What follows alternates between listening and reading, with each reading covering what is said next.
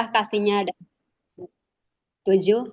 Yang meneguhkan kasih setianya kepada beribu-ribu orang yang mengampuni kesalahan, pelanggaran, dan dosa, tetapi tidak sekali-kali membebaskan orang yang bersalah dari hukuman, yang membalaskan kesalahan bapa kepada anaknya, kepada anak-anaknya dan cucunya, kepada keturunan yang ketiga dan keempat.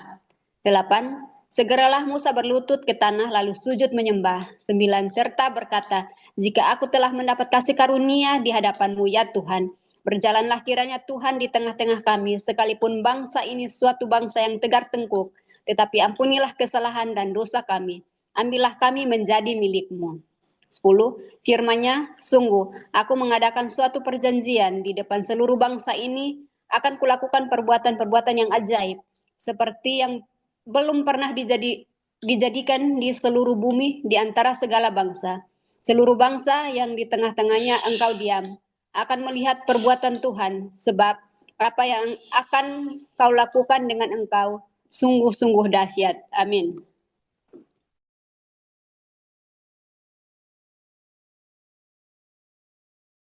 Om Ance, Nona Ance ikutkah baca? Di unmute kalau ikut baca. Oke, lewat ya. Ke Nona Ida, ayat 11 sampai 15. Ida sudah ring ya? Sorry, ke Sofi maksud saya. Saya lanjut 11 ya, Ibu. Ayat 11. Tetapi engkau berpeganglah pada yang kuperintahkan kepadamu pada hari ini. Lihat, aku akan menghalau dari depanmu orang Amori, orang Kanaan, orang Het, orang Feris, orang Hewi, dan orang Yebus.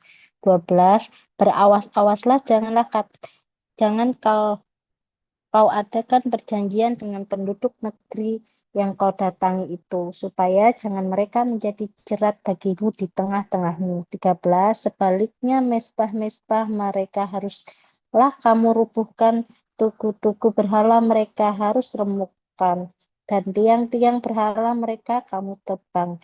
14. Sebab janganlah engkau sujud menyembah kepada Allah lain, karena Tuhan yang namanya cemburuan adalah Allah yang cemburu. 15. Janganlah engkau sampai mengatakan perjanjian dengan penduduk negeri itu apabila mereka berzina dengan mengikuti Allah mereka dan mempersembahkan korban kepada Allah mereka. Maka mereka akan mengundang engkau dan engkau akan ikut makan korban sembelihan mereka. Amin. Silakan Ibu Marina. Kok Marina? Ayat 16. Ayat 16, apabila engkau mengambil anak-anak perempuan mereka menjadi istri anak-anakmu, dan anak-anak perempuan itu akan berzina dengan mengikuti Allah mereka, maka mereka akan membujuk juga anak-anakmu laki-laki untuk berzina dengan mengikuti Allah mereka. 17, janganlah kau buat bagimu Allah tuangan, hari raya roti tidak beragi haruslah kau pelihara. 7 hari lamanya engkau harus makan roti yang tidak beragi, seperti yang kuperintahkan kepadamu pada waktu yang ditetapkan dalam bulan Abib, sebab dalam bulan Abib itulah engkau keluar dari Mesir. 19. Segala apa yang lahir terdahulu dari kandungan, akulah yang empunya. Juga segala ternakmu yang jantan, anak yang lahir terdahulu,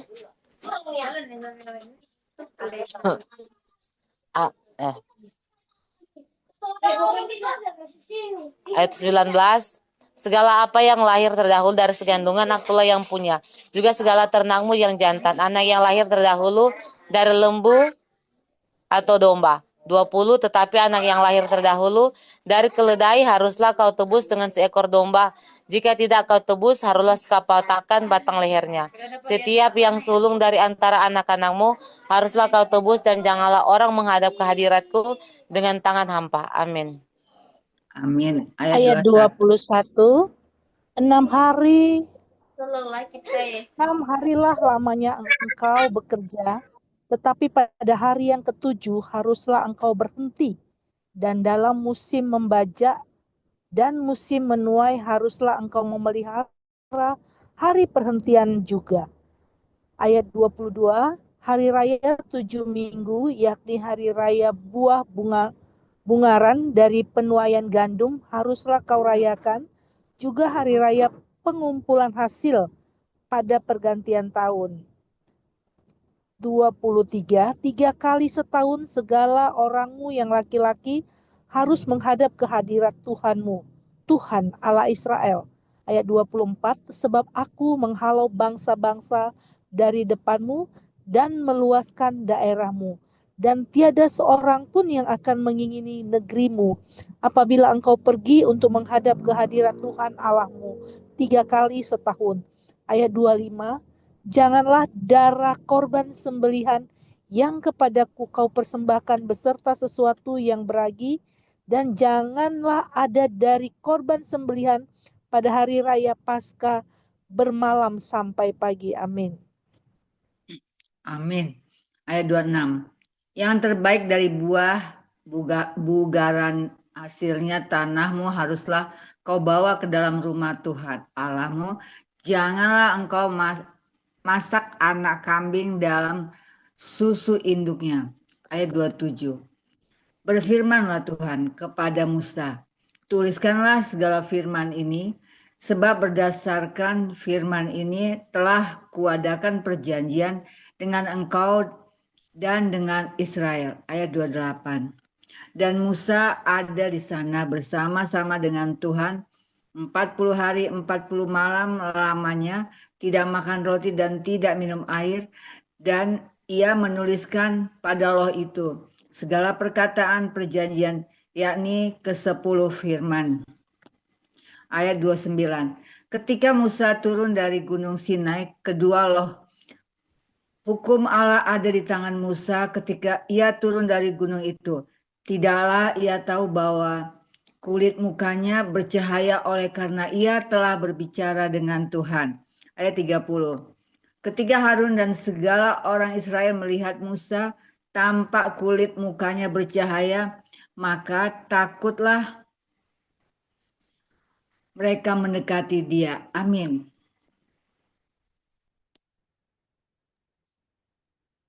Ayat 31. Tetapi Musa memanggil mereka, maka Harun dan segala pemimpin jemaah itu berbalik kepadanya, dan Musa berbicara kepada mereka. 32. Sesudah itu mendekatlah segala orang Israel, lalu disampaikannya lah kepada mereka segala perintah yang diucapkan Tuhan kepadanya di atas gunung Sinai. 33. Setelah Musa selesai berbicara dengan mereka, diselubunginya lah mukanya. 34. Tetapi apabila Musa masuk menghadap Tuhan untuk berbicara dengan dia, ditanggalkannya lah selubung itu sampai ia keluar. Dan apabila ia keluar, dikatakannya lah kepada orang Israel apa yang diperintahkan kepadanya. 35. Apabila orang Israel melihat muka Musa, bahwa kulit muka Musa bercahaya, maka Musa menyelubungi mukanya kembali sampai ia masuk menghadap untuk berbicara dengan Tuhan. Amin.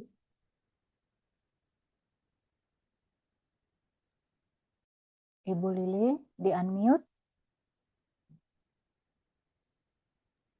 Ya. Pasal 35, peringatan untuk menguduskan hari Sabat. Ayat 1, lalu Musa menyuruh berkumpul segenap jemaat Israel dan berkata kepada mereka, inilah firman yang perintahkan Tuhan untuk dilakukan.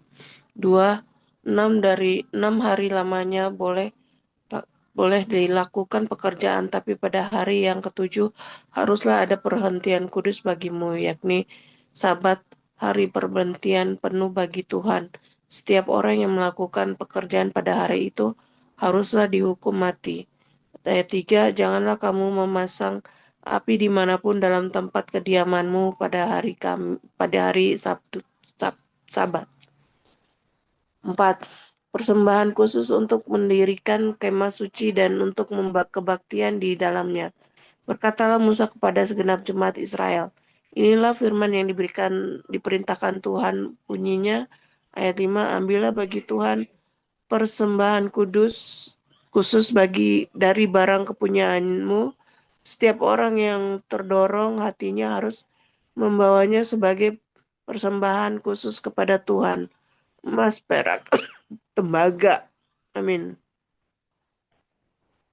Ayat 6, kain ungu tua, kain ungu muda, kain kirmiji, lenan halus, bulu kambing. Ayat 7, kulit domba jantan yang diwarnai merah, kulit-kulit lumba-lumba, kayu penaga. Ayat 8, minyak untuk penerangan, rempah-rempah untuk minyak urapan dan untuk ukupan dari wangi-wangian. Ayat 9, permata krisopras dan permata tatahan untuk baju efod dan untuk tutup dada. Ayat 10, segala orang yang ahli di antara kamu haruslah datang untuk membuat segala yang diperintahkan Tuhan. Amin. Ayat 11, yakni kemah suci, atap kemahnya dan tudungnya, kaitannya dan papannya, kayu lintangnya, tiangnya dan alasnya, tabu dengan kayu pengusungnya, tutup pendamaian dan tabir penudung, meja dengan kayu pengusungnya, segala perkakasnya dan roti sajian, kandil untuk penerangan dengan perkakasnya, lampunnya dan minyak untuk penerang. 15, mezbah pembakaran ukupan dengan kayu pengusungnya, minyak urapan dan ukupan dari wangi-wangian, tirai pintu untuk pintu kemah suci. Amin. Bu Dede, di unmute Bu Dede. Oke, sebentar ya. 16. Mezbah korban bakaran dengan kisi-kisi tembaganya, kayu pengusungnya dan segala perkakasnya, bejana pembasuhan dengan alasnya. 17. Layar pelataran, tiangnya, alasnya, dan tirai pintu gerbang pelataran itu. 18. Patok kemah suci dan patok pelataran dan talinya. 19. Pakaian jabatan untuk menyelenggarakan kebaktian di tempat kudus, dan pakaian kudus bagi Imam Harun dan pakaian anak-anaknya untuk memegang jabatan imam. 20. Lalu pergilah segenap jemaah Israel dari depan Musa. Amin. 21, sesudah itu datanglah setiap orang yang tergerak hatinya, setiap orang yang terdorong jiwanya, membawa persembahan khusus kepada Tuhan untuk pekerjaan melengkapi kemah pertemuan dan untuk segala ibadah di dalamnya dan untuk pakaian kudus itu.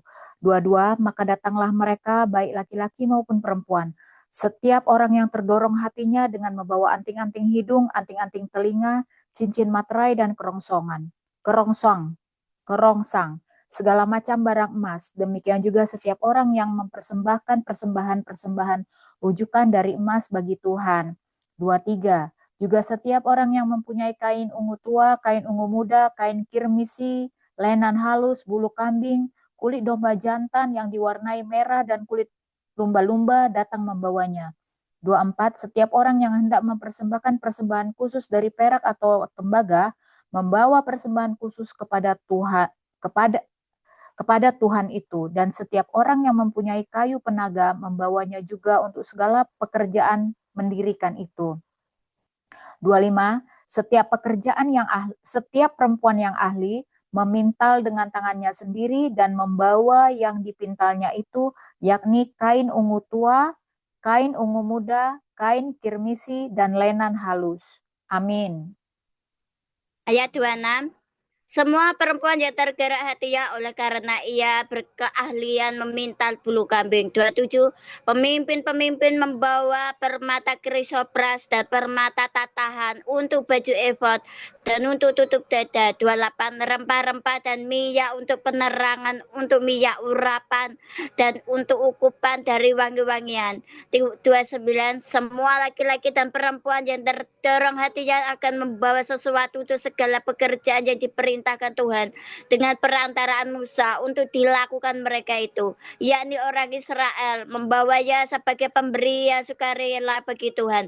Pengangkatan Bezaleel dan Aholiab. Ayat 30, berkatalah Musa kepada orang Israel, lihatlah Tuhan telah menunjuk Bezaleel bin Uri bin Hur dari suku Yehuda. Lanjut.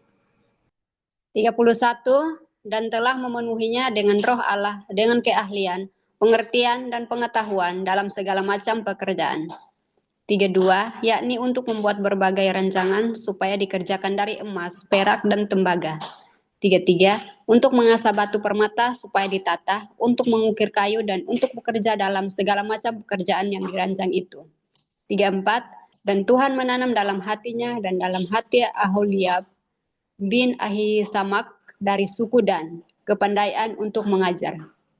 35, ia telah memenuhi mereka dengan keahlian untuk membuat segala macam pekerjaan seorang tukang, pekerjaan seorang ahli, pekerjaan seorang yang membuat tenunan yang berwarna-warna dari kain ungu tua, kain ungu muda, kain kermizi, dan lenan halus, dan pekerjaan seorang tukang tenun, yakni sebagai pelaksana segala macam pekerjaan dan perancang segala sesuatu. Amin.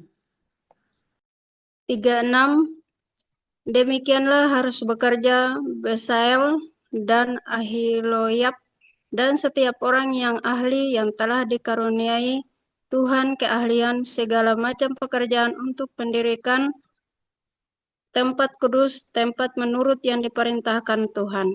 2, lalu Musa memanggil Besaleel dan Aholiab dan setiap orang yang ahli yang dalam hatinya telah ditanam Tuhan keahlian setiap orang yang tergerak hatinya untuk datang melakukan pekerjaan itu. 3, mereka menerima daripada Musa seluruh persembahan khusus yang telah dibawa oleh orang Israel untuk melaksanakan pekerjaan mendirikan tempat kudus, tetapi orang Israel itu masih terus membawa pemberian sukarela kepada Musa tiap-tiap pagi.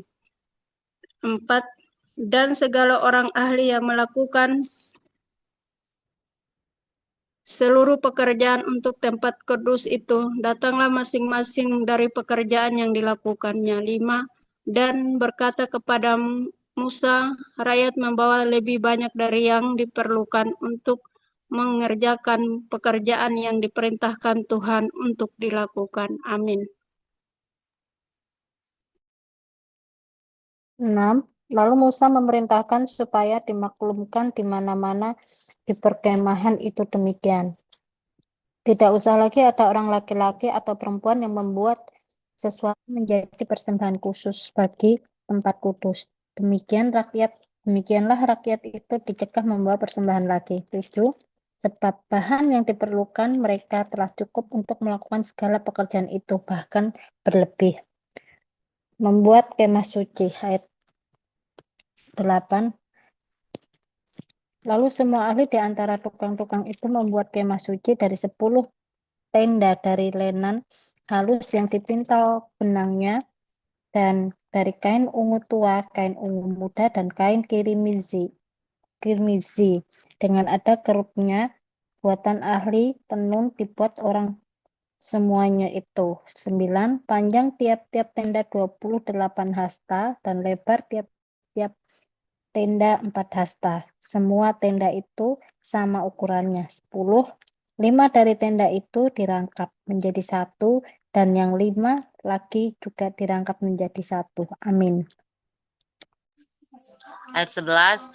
Pada rangkapan yang pertama, di tepi satu tenda yang di ujung, dibuatlah sosok-sosok kain ungu tua, dan demikian juga di tepi satu tenda yang paling ujung pada rangkapan yang kedua. 12. 50 sosok dibuat orang pada tenda yang pertama, dan 50 sosok pada tenda yang di ujung pada rangkapan yang kedua, sehingga sosok-sosok itu tepat berhadapan satu sama lain. 13. Dibuatlah 50 kaitan emas, dan disambunglah tenda-tenda kemah suci, yang satu dengan yang lain, dengan memakai kaitan itu sehingga menjadi satu. 14. Dibuatlah tenda-tenda dari bulu kambing menjadi atap kemah yang menuding kemah suci. 11 tenda dibuat orang. 15. Panjang tiap-tiap tenda 30 hasta dan 4 hasta lebarnya tiap-tiap tenda. Yang 11 tenda itu sama ukurannya. Amin. 16. Disambunglah 5 dari tenda itu dengan tersendiri dan 6 dari tenda itu dengan tersendiri. 17. Dibuatlah 50 sosok pada rangkapan yang pertama di tepi satu tenda yang di ujung, dan dibuat 50 sosok di tepi satu tenda pada rangkapan yang kedua. 18, dibuat oranglah 50 kaitan tembaga untuk menyambung tenda-tenda kemah itu sehingga menjadi satu.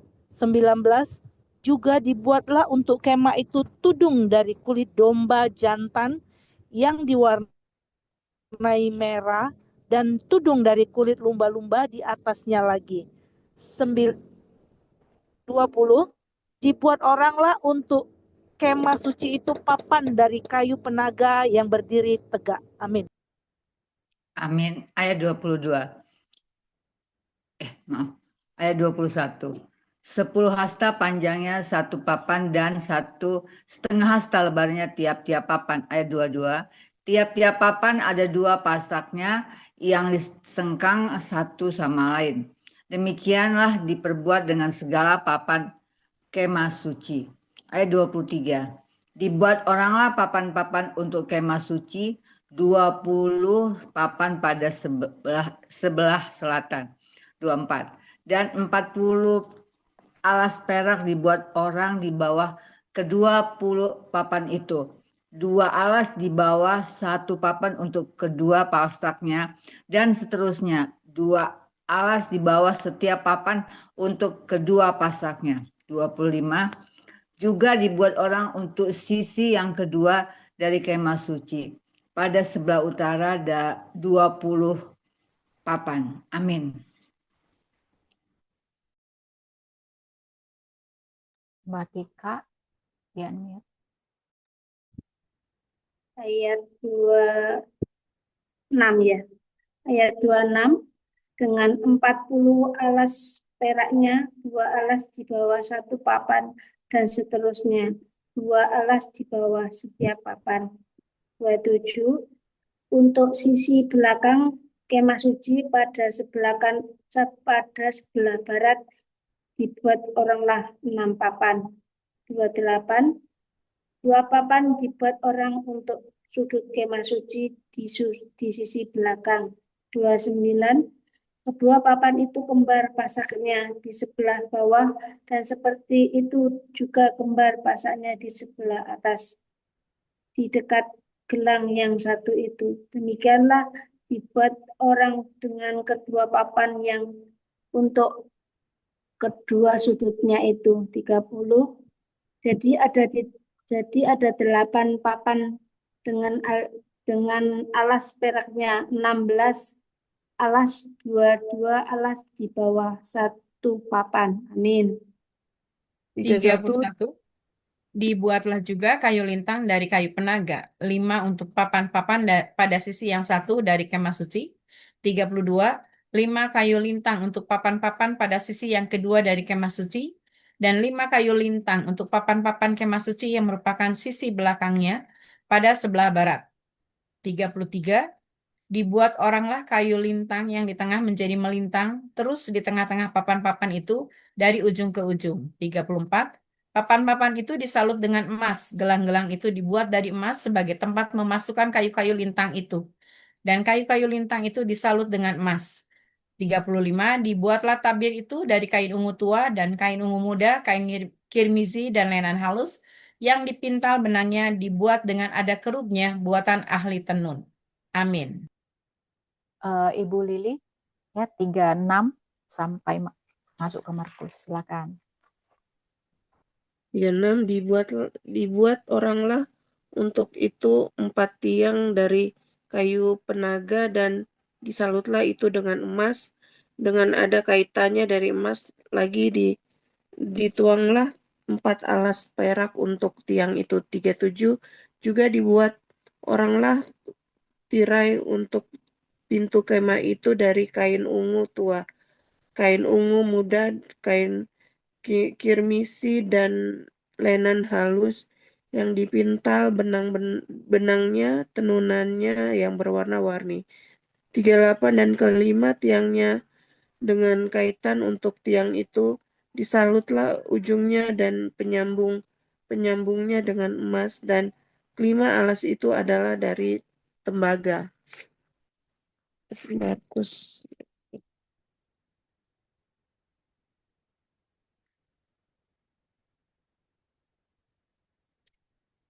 Markus 5 ya, Bu ya? Markus 13. Markus 13.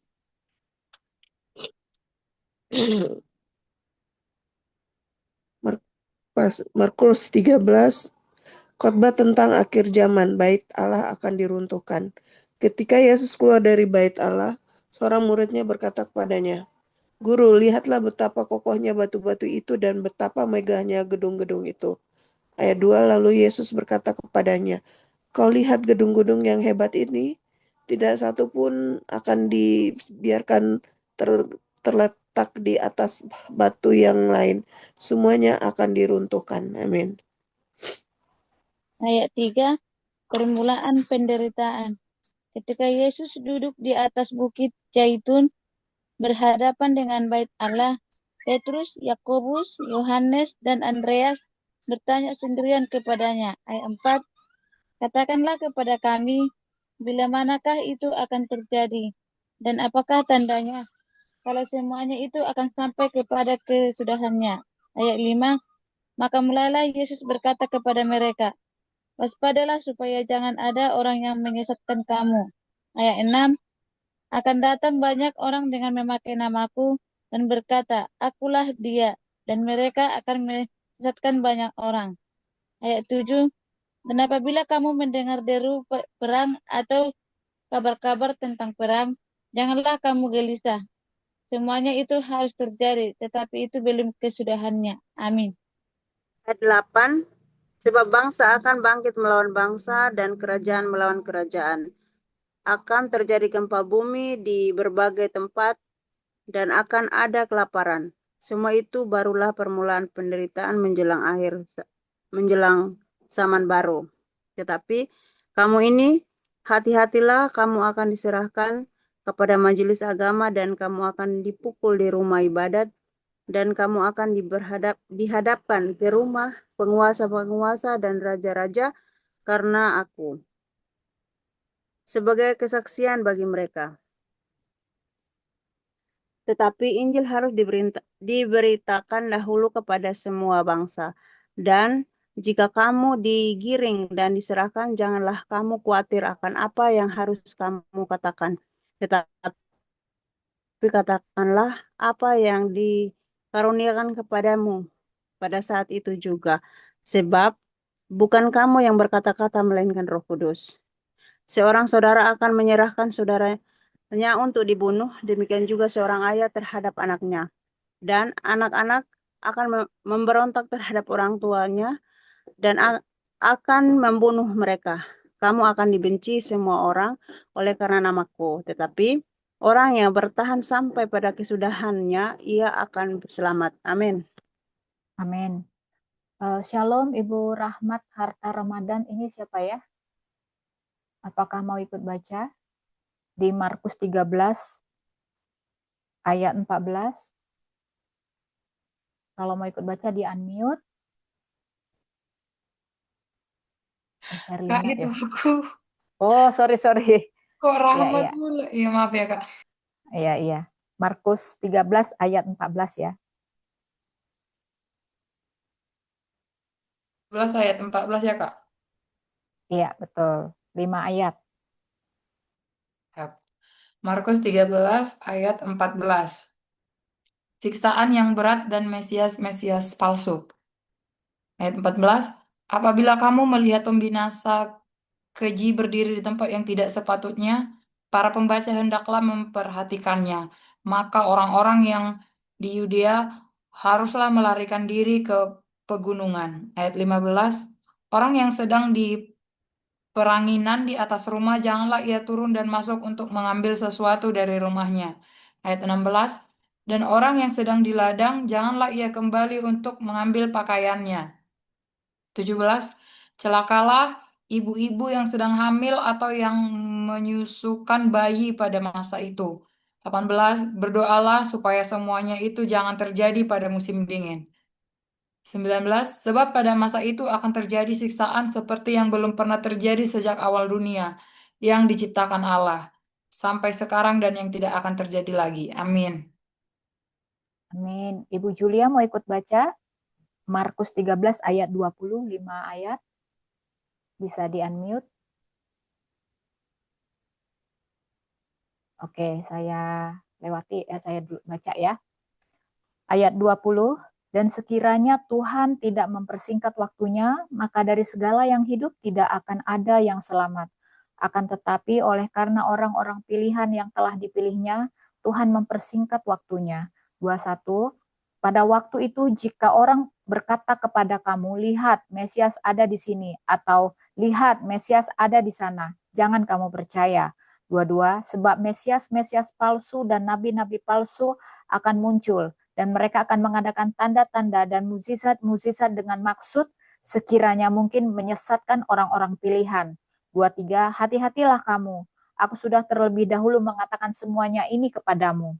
Kedatangan anak manusia, perumpamaan tentang pohon ara. 24, tetapi pada masa itu, sesudah siksaan itu, matahari akan menjadi gelap dan bulan tidak bercahaya. 25, dan bintang-bintang akan berjatuhan dari langit, dan kuasa-kuasa langit akan goncang. Amin. Ayat 26. Pada waktu itu orang akan melihat anak manusia datang dalam awan-awan dengan segala kekuasaan dan kemuliaannya.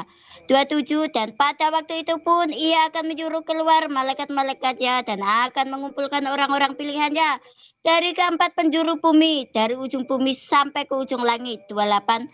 Tariklah pelajaran dari perumpamaan tentang pohon ara. Apabila ranting-rantingnya melembut dan mulai bertunas, kamu tahu bahwa musim panas sudah dekat. 29. Demikian juga jika kamu lihat hal-hal yang itu terjadi, ketahuilah bahwa waktunya sudah dekat, sudah di ambang pintu. 30. Aku berkata kepadamu, sesungguhnya angkatan ini tidak akan berlalu sebelum semuanya itu terjadi. Amin. Ayat 31, langit dan bumi akan berlalu, tetapi perkataanku tidak akan berlalu. 32, tetapi tentang hari atau saat itu tidak seorang pun yang tahu. Malaikat-malaikat di sorga tidak, dan anak pun tidak, hanya Bapa saja. Nasihat supaya berjaga-jaga. 33, hati-hatilah dan berjaga-jagalah, sebab kamu tidak tahu bila manakah waktunya tiba. 34, dan halnya sama seperti seorang yang bepergian, yang meninggalkan rumahnya dan menyerahkan tanggung jawab kepada hamba-hambanya, masing-masing dengan tugasnya dan memerintahkan penunggu pintu supaya berjaga-jaga. 35, karena itu berjaga-jagalah sebab kamu tidak tahu bila manakah tuan rumah itu pulang, menjelang malam atau tengah malam atau larut malam atau pagi-pagi buta. Amin. 36. Supaya kalau ia tiba-tiba datang, jangan kamu didapatinya sedang tidur. 37. Apa yang kukatakan kepada kamu, kukatakan kepada semua orang, berjaga-jagalah. Markus 14. Rencana untuk membunuh Yesus. Hari Raya Paskah dan Hari Raya Roti Tidak Beragi akan mulai 2 hari lagi. Imam-imam, kepala dan ahli-ahli Taurat mencari jalan untuk menangkap dan membunuh Yesus dengan tipu muslihat. 2. Sebab mereka berkata jangan pada waktu perayaan supaya jangan timbul keributan di antara rakyat. Yesus diurapi. Ayat 3. Ketika Yesus berada di Betania, di rumah Simon si kusta dan sedang duduk makan, datanglah seorang perempuan membawa suatu buli-buli walam berisi minyak narwastu murni yang mahal harganya. Setelah dipecahkannya leher buli-buli itu, dicurahkannya minyak itu ke atas kepala Yesus. Amin. Ayat 4. Ada orang yang menjadi gusar dan berkata kepada yang lain, untuk apa pemborosan minyak narwastu ini? 5. Sebab minyak ini dapat dijual 300 dinar lebih dan uangnya dapat diberikan kepada orang-orang miskin. 6. Tetapi Yesus berkata, biarkanlah dia, mengapa kamu menyusahkan dia? Ia telah melakukan sesuatu perbuatan yang baik padaku. 7. Karena orang yang miskin selalu ada padamu dan Kamu dapat menolong mereka bila mana kamu menghendakinya, tetapi aku tidak akan selalu bersama-sama kamu.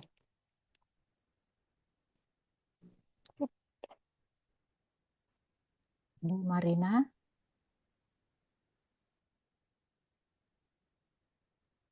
Oh, kurang satu, Ibu. Maaf, 8. Ia telah melakukan apa yang dapat dilakukannya. Tubuhku telah diminyakinya sebagai persiapan untuk penguburanku. Amin. Ayat 9, aku berkata kepadamu, sesungguhnya dia mana saja yang diberitakan di seluruh dunia, apa yang dilakukannya ini akan disebut juga untuk mengingat dia. Yudas mengkhianati Yesus. Lalu pergilah Yudas Iskariot, salah seorang dari ke-12 murid itu, kepada imam-imam kepala dengan maksud untuk menyerahkan Yesus kepada mereka. Mereka sangat gembira waktu mendengarnya, dan mereka berjanji akan memberikan uang kepadanya. Kemudian ia mencari kesempatan yang baik untuk menyerahkan Yesus. Yesus makan Paskah dengan murid-muridnya. Pada hari pertama hari raya roti tidak beragi, pada waktu orang menyembelih domba Paskah, murid-murid Yesus berkata kepadanya, "Ke tempat mana engkau kehendaki kami pergi untuk mempersiapkan perjamuan Paskah bagimu?" 13, lalu ia menyuruh 2 orang muridnya dengan pesan, "Pergilah ke kota, di sana kamu akan bertemu dengan seorang yang membawa kendi berisi air. Ikutilah dia." 14. Dan katakanlah kepada pemilik rumah yang dimasukinya, pesan guru, di manakah ruangan yang disediakan bagiku untuk makan Paskah bersama-sama dengan murid-muridku? 15. Lalu orang itu akan menunjukkan kepadamu sebuah ruangan atas yang besar, yang sudah lengkap dan tersedia. Disitulah kamu harus mempersiapkan perjamuan Paskah untuk kita. 16. Maka berangkatlah kedua murid itu, dan setibanya di kota, didapati mereka semua seperti yang dikatakan Yesus kepada mereka. Lalu mereka mempersiapkan Paskah. 17. Setelah hari malam, datanglah Yesus bersama-sama dengan ke-12 murid itu. 18. Ketika mereka duduk di situ dan sedang makan, Yesus berkata, "Aku berkata kepadamu, sesungguhnya seorang di antara kamu akan menyerahkan aku, yaitu dia yang makan dengan aku." Amin. Amin. Maka sedihlah hati mereka, dan seorang demi seorang berkata kepadanya, "Bukan aku ya Tuhan." Ayat 20, ia menjawab, "Orang itu ialah salah seorang dari kamu yang 12 ini. Dia yang mencelupkan roti ke dalam satu pinggan dengan aku." Ayat 21, Anak manusia memang akan pergi sesuai dengan yang ada tertulis tentang dia. Akan tetapi celakalah orang yang olehnya anak manusia itu diserahkan, adalah lebih baik bagi orang itu sekiranya ia tidak dilahirkan. Penetapan perjamuan malam, ayat 22. Dan ketika Yesus dan murid-muridnya sedang makan, Yesus mengambil roti, mengucap berkat, memecah-mecahkan, lalu memberikannya kepada mereka dan berkata, "Ambillah, inilah tubuhku." Ayat 23. Sesudah itu, ia mengambil cawan, mengucap syukur, lalu memberikannya kepada mereka, dan mereka semuanya minum dari cawan itu. Amin. Ayat 24. Dan ia berkata kepada mereka, "Inilah darahku, darah perjanjian yang ditumpahkan bagi banyak orang." 25. Aku berkata kepadamu, sesungguhnya aku tidak akan minum lagi hasil pokok anggur sampai pada hari aku meminumnya, yaitu yang baru dalam kerajaan Allah. Petrus akan menyangkal Yesus. 26. Sesudah mereka menyanyikan nyanyian pujian, pergilah mereka ke Bukit Zaitun. 27. Lalu Yesus berkata kepada mereka, "Kamu semua akan terguncang imanmu, sebab ada tertulis, aku akan memukul gembala dan domba-domba itu akan bercerai-berai."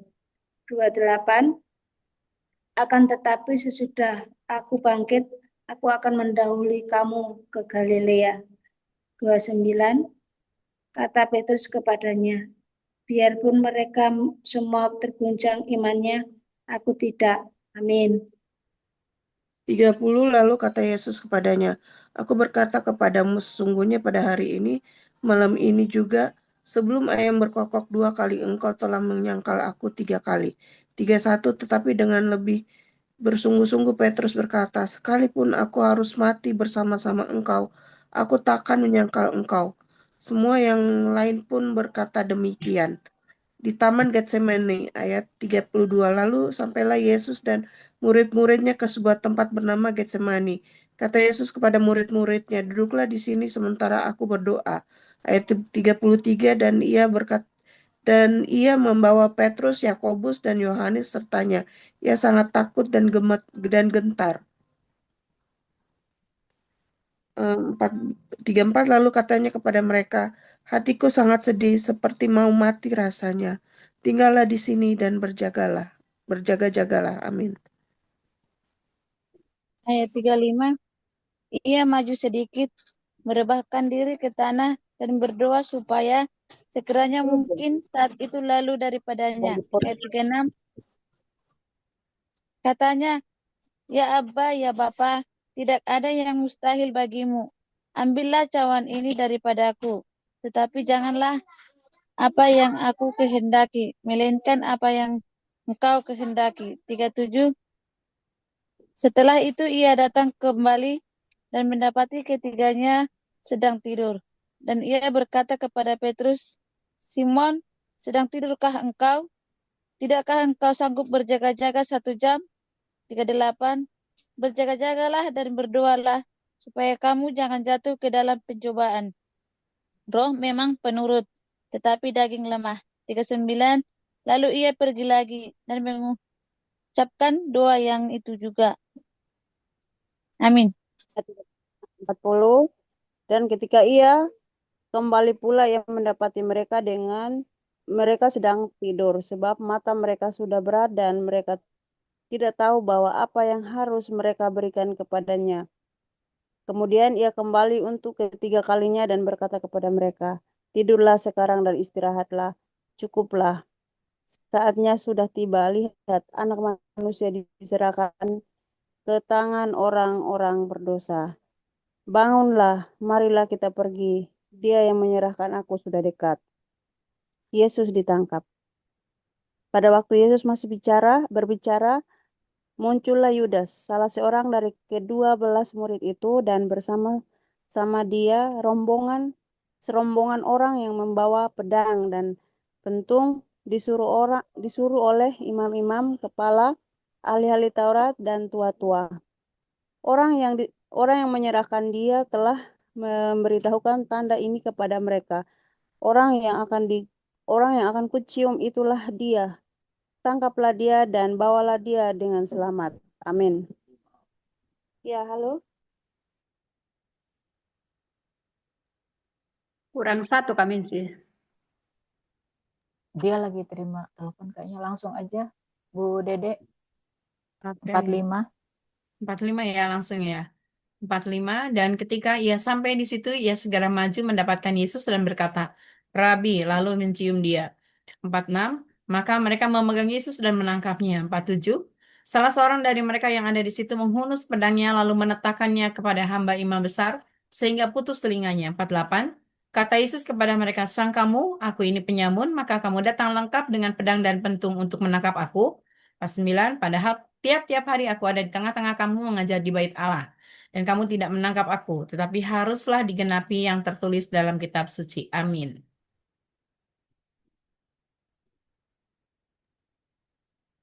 Nona Herlina. Ayat 50. Ayat 50. Lalu semua murid itu meninggalkan dia dan melarikan diri. 51. Ada seorang muda yang pada waktu itu hanya memakai sehelai kain lenan untuk menutup badannya. Mengikuti dia, mereka hendak menangkapnya. 52. Tetapi ia melepaskan kainnya dan lari dengan telanjang. Yesus di hadapan mahkamah agama. Ayat 53. Kemudian Yesus dibawa menghadap imam besar. Lalu semua imam kepala, tua-tua, dan ahli Taurat berkumpul di situ. 54. Dan Petrus mengikuti dia dari jauh, sampai ke dalam halaman imam besar. Dan di sana ia duduk di antara pengawal-pengawal sambil berdiam dekat api. 55. Imam-imam kepala malah seluruh mahkamah agama mencari kesaksian terhadap Yesus supaya ia dapat dihukum mati, tetapi mereka tidak memperolehnya. Amin. Ibu Julia ikut baca ayat 56. 56. Banyak juga orang yang mengucapkan kesaksian palsu terhadap dia, tetapi kesaksian itu tidak sesuai yang satu dengan yang lainnya. 57. Lalu beberapa orang naik saksi melawan dia dengan tuduhan palsu ini. 58. Kami sudah mendengar orang ini berkata, "Aku akan merubuhkan bait suci buatan tangan manusia ini, dan dalam 3 hari akan kudirikan yang lain, yang bukan buatan tangan manusia." Ayat 59. Dalam hal ini pun kesaksian mereka tidak sesuai yang satu dengan yang lain.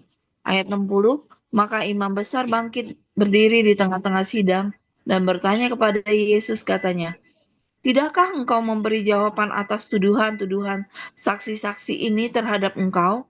Amin. Eda Sinta 61 sampai 65 ikut baca. Markus 14 ayat 61 sampai 65. Kalau ikut baca di unmute.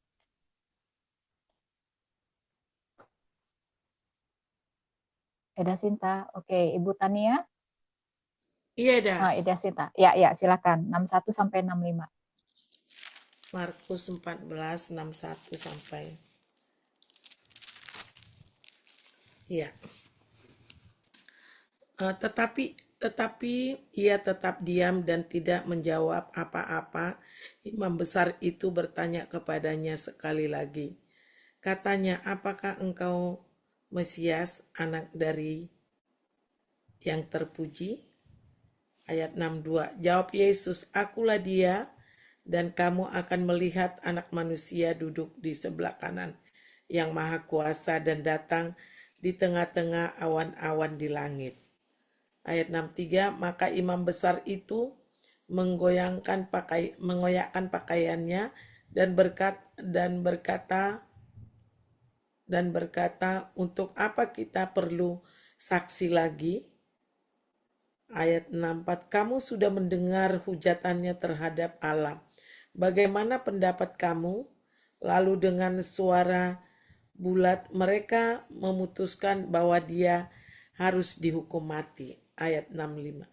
Lalu mulailah beberapa orang meludahi dia dan menutupi mukanya dan meninjunya sambil berkata kepadanya, "Hai Nabi, cobalah terka." Malah para pengawal pun memukul dia. Amin. Shalom, Ibu Tania mau ikut baca? Ibu Tania. Oke, saya lanjut ya. Markus 14 ayat 66. Petrus menyangkal Yesus. 66. Pada waktu itu Petrus masih ada di bawah, di halaman. Lalu datanglah seorang hamba perempuan imam besar. Dan ketika perempuan itu melihat Petrus sedang berdiam, ia menatap mukanya dan berkata, "Engkau juga selalu bersama-sama dengan Yesus orang Nazaret itu." Tetapi ia menyangkalnya dan berkata, "Aku tidak tahu dan tidak mengerti apa yang kau maksud." Lalu ia pergi ke serambi muka dan berkokoklah ayam. Ketika hamba perempuan itu melihat Petrus lagi, berkatalah ia pula kepada orang-orang yang ada di situ, Orang ini adalah salah satu dari mereka." 70. Tetapi Petrus menyangkalnya pula. Tak lama kemudian orang-orang yang ada di situ berkata juga kepada Petrus, Engkau ini pasti salah seorang dari mereka, apalagi engkau seorang Galilea. Amin. Ayat 71, maka mulailah Petrus mengutuk dan bersumpah, "Aku tidak kenal orang yang kamu sebut-sebut ini." Ayat 72, Dan pada saat itu berkokoklah ayam untuk kedua kalinya. Maka teringatlah Petrus bahwa Yesus telah berkata kepadanya, sebelum ayam berkokok 2 kali, engkau telah menyangkal aku 3 kali. Lalu menangislah ia terseduh-seduh. Amin. Amin. Wow, luar biasa ya pembacaan kita hari ini. Baik, untuk berikutnya kita serahkan kepada Ibu Dede. Silakan Ibu Dede. Oke, malam ya. Sebentar saya buka kamera dulu. Tadi saya sempat kepental, makanya saya pindah posisi. Ya. Kalau kita baca dari Keluaran 34 sampai 36 dan Markus 13 dan 14 ini luar biasa sih sebenarnya ya. Luar biasanya banyak hal yang bisa kita dapetin. Jadi kalau kalau misalnya ibu-ibu menggali itu banyak. Sebenarnya kalau misalnya dibutuhkan itu beberapa pertanyaan untuk bisa menggali itu banyak banget. Tapi saya mau fokus ke beberapa poin ya, karena kita waktunya terbatas. Di sini saya mau menekankan di Keluaran 34 ini mengenai ada sistem Tuhan atau ada karakteristiknya Tuhan di situ. Jadi saya mulai dengan pertanyaan aja ya untuk memancing ya. Di sini dikatakan bagaimana peristiwa pembaharuan perjanjian di Keluaran 34 ini bisa merefleksikan kombinasi antara keadilan atau hukuman dan kasih setia atau pengampunan Allah. Karena kan kalau bisa kita tahu Allah itu bersifat eh, adil, tapi juga Allah itu bersifat setia. Dua sifat ini atau dua karakter Allah ini ada gitu. Nah, kalau misalnya ibu-ibu bisa lihat, mungkin kita nggak lihat secara letterlek di Keluaran 34 bagaimana hukuman Allah itu dinyatakan, tetapi itu di sebelumnya di Keluaran 33, tapi berimbas ke Keluaran 34 ya. Barangkali mungkin di antara ibu-ibu sebelum nanti saya rangkum bisa ada yang memberikan penjelasannya, silahkan.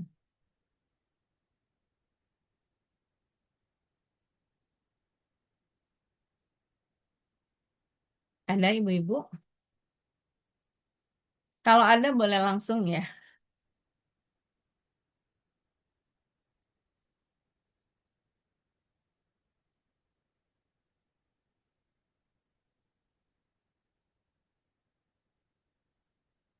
Tunjuk aja gitu.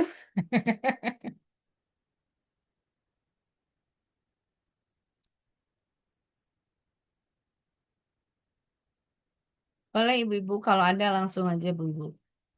Di sini tidak benar tidak salah ya. Kita saling sharing aja.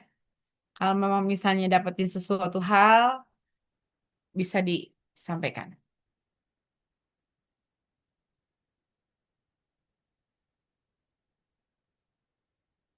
Pertanyaannya terlalu sulit ya. Mungkin Oke, mungkin Bu. Ibu jawabnya Ya, Bu Bita. Bu ini Bita. ayat 6 kali ya Bu. Ayat 6, 7, Mm-mm. 6, 7. Ya, coba saya baca Ibu. Saya tadi sekilas Mm-mm. baca ya. Karena kan tadi Ibu bilang kesetiaan dan apa? Tadi Ibu Keadilan. bilang bagaimana setia dan juga bagaimana hukuman ya Bu ya. Kita baca di sini. Berjalanlah Tuhan lewat dari depannya dan berseru, Tuhan Allah penyayang dan pengasih, panjang sabar, kelimpahan kasihnya dan setianya. Jadi di sini tertunjuk ya Bu ya bahwa Tuhan itu sungguh luar biasa penyayang dan sabar ya Bu. Kemudian ia meneguhkan kasih setianya kepada beribu-ribu orang yang mengampuni kesalahan, pelanggaran, dan dosa. Tetapi, nah ini ya Bu, tetapi tidaklah sekali-kali membebaskan orang yang bersalah dari hukuman yang membalaskan kesalahan Bapa kepada anak-anaknya dan cucunya kepada keturunan yang ketiga dan keempat. Demikian Bu. Oke. Ya, mungkin Bu Lampita boleh ada penjelasan sedikit? Ya, di sini kelihatan bagaimana ketika kita mengikuti Tuhan, kita setia kepadanya, Tuhan itu benar-benar menjaga, mengampuni kita, menjaga kita. Dia penuh kasih, penuh sayang. Tapi ketika kita melawan dia, tidak setia pada dia, dia juga ini menghukum kita sampai kepada anak cucu kita, begitu Bu.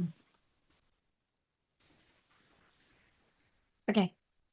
Ya, barangkali ada ibu yang lain. Terima kasih Bu Lampita penjelasannya. Ada ibu yang lain? Saya percaya sih pasti semua ibu-ibu pasti dapetin sesuatu ya yang menjadi remak gitu. Kalau misalnya tadi penjelasan dari Ibu Lampita, makasih Bu Lampita, dari ayat 6 dan 7 ini betul. Allah itu kan di sini panjang sabar, berlimpah kasihnya dan setianya. Kalau misalnya kita lihat dalam bahasa Ibraninya, kasih setianya itu hesed gitu kan. Nah, hesed ini bisa diumpamakan dalam 3 hal. Hesed itu gini, kamu setia, kamu nggak setia, saya tetap setia gitu kan. Dengan kata lain, apapun kondisinya saya tetap setia, itu Allah gitu. Tapi Allah juga tidak akan membuat kita, karena Allah setia, akhirnya membiarkan kita masuk ke dalam satu jerat yang namanya manusia itu kan kecenderungan hatinya licik ya. Sehingga kecenderungan hatinya itu berbuat hal yang jahat gitu kan.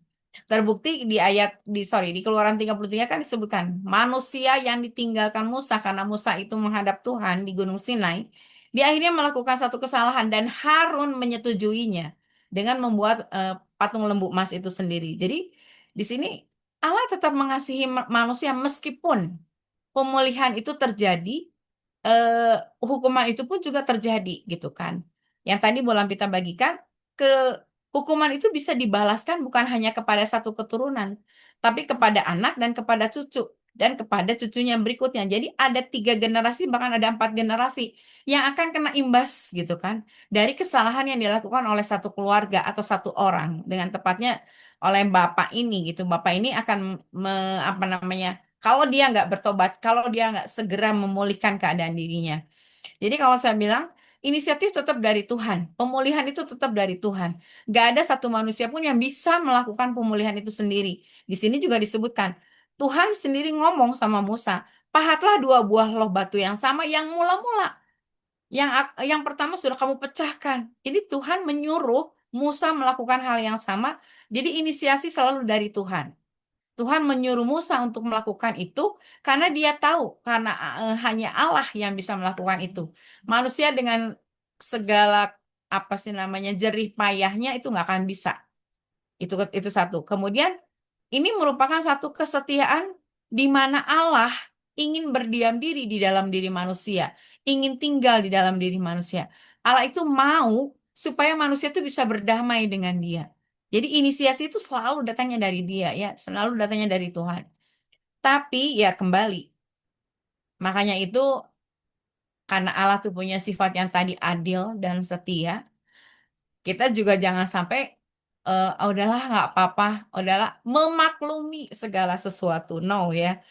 Tuhan aja sampai bilang seperti ini di ayat yang ke-7 yang tadi disampaikan sama Bu Lampita. Kemudian di ayat yang ke-10 kalau kita baca lagi firman-Nya, sungguh aku mengadakan suatu perjanjian. Nah, kalau Allah sudah melakukan satu perjanjian, perjanjian ini 2 belah pihak.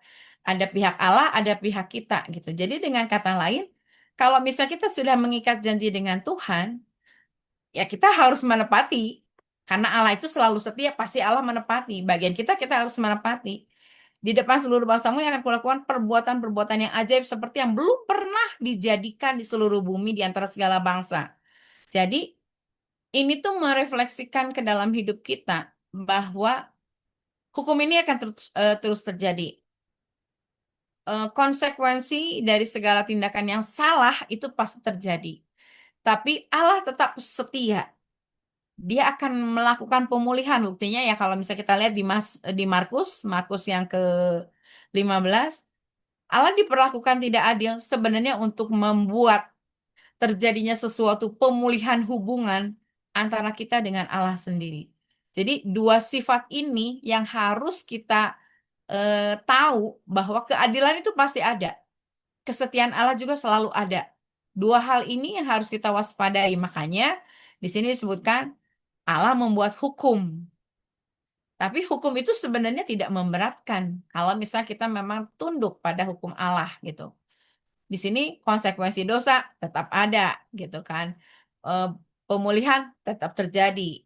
Tapi harus ada bagian yang harus kita lakukan di dalamnya, yaitu covenant, adanya hubungan ikat janji. Ya, ketika kita melakukan hubungan atau ikat janji itulah Allah akan berpegang pada kesetiaannya. Dan Allah juga akan berpegang pada keadilannya. Kadang-kadang kan kita suka nyanyi tuh, apa? Adil dan setia, apa sih lagunya, lupa saya. Tapi kita nggak sadar ketika kita ngomong Allah yang adil. Adil itu berarti, ya kita lihat kan selalu dalam hukum tuh ada timbangan kan. Nggak berat sebelah, kepada semua orang sama, tapi intinya kita harus lakukan bagian kita. Maka Tuhan juga selalu melakukan bagiannya. Jadi dalam peristiwa ini sebenarnya kasih karunia Allah yang hesed itu, dia akan tetap setia kepada kita meskipun kita tidak setia. Dia akan selalu setia kepada kita di atas keadilannya. Itu sih mungkin. Kalau ada yang mau nambahin boleh ya.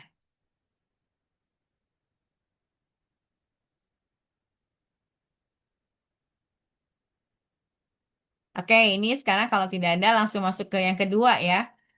Yang kedua ini ada di Keluaran 35. Di sini luar biasa banyak sih sebenarnya, banyak banget. Kalau misalnya ini saya highlight dari setiap ayat-ayat ini, cuma saya hanya mau menekankan begini. Di pasal 35 itu kan ada persembahan khusus untuk mendirikan kemah suci untuk kebaktian di dalamnya.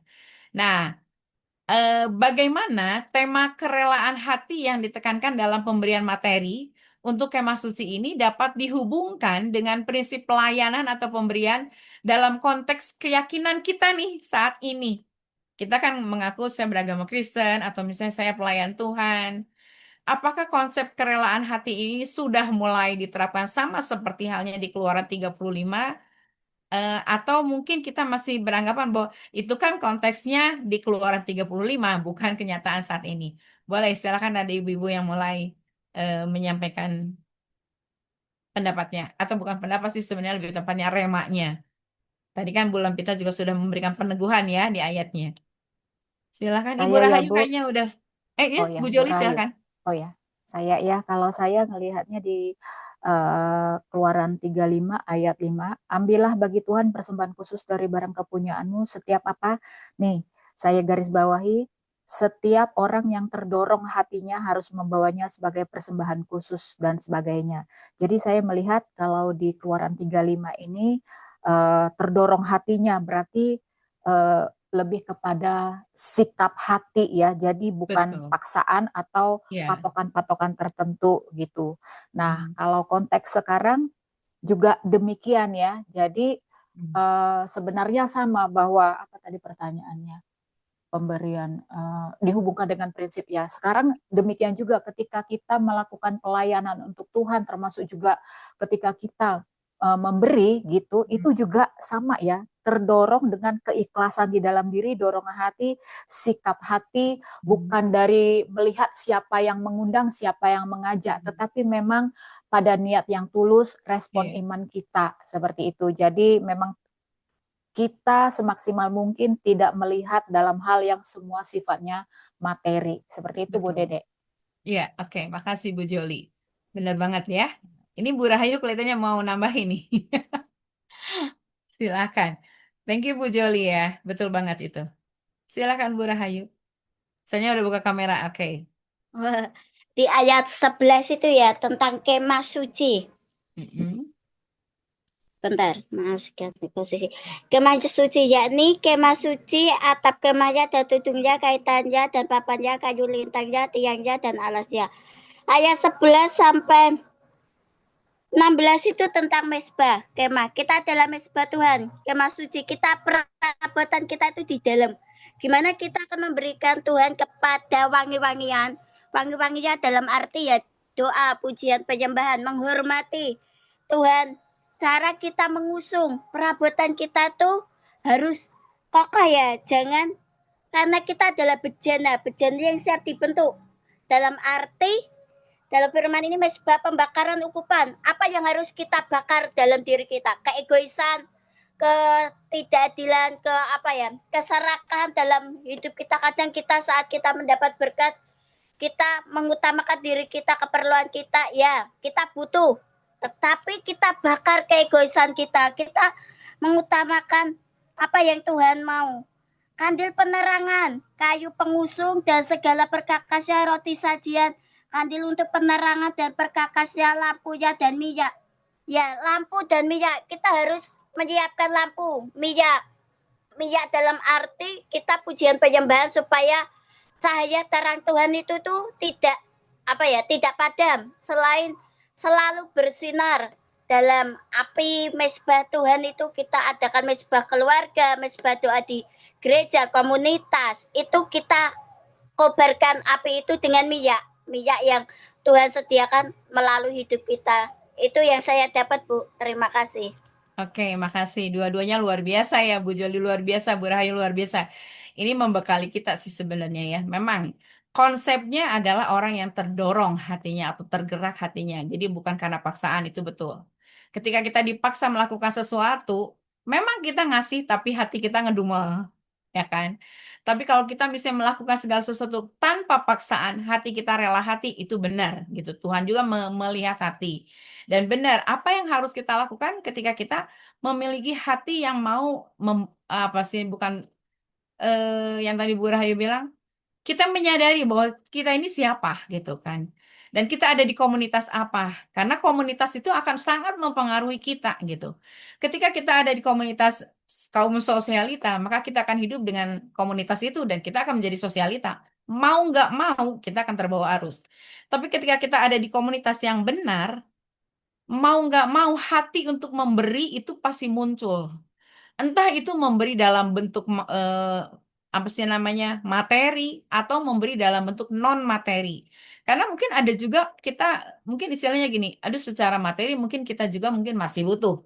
Tapi kita bisa memberikan dalam bentuk yang lain gitu kan. Di komunitas ini yang akhirnya mendorong kita melakukan misal pelayanan seperti yang Bu Rahayu lakukan.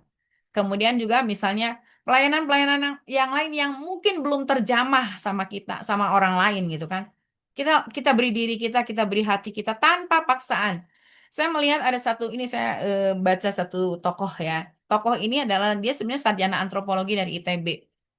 Tapi dia melihat ada orang yang sangat butuh pelayanan pengajaran di daerah terpencil. Kalau misalnya ibu-ibu pernah baca, tokoh ini lumayan terkenal ya. Cuman lupa namanya, Manurung kalau nggak salah belakangnya.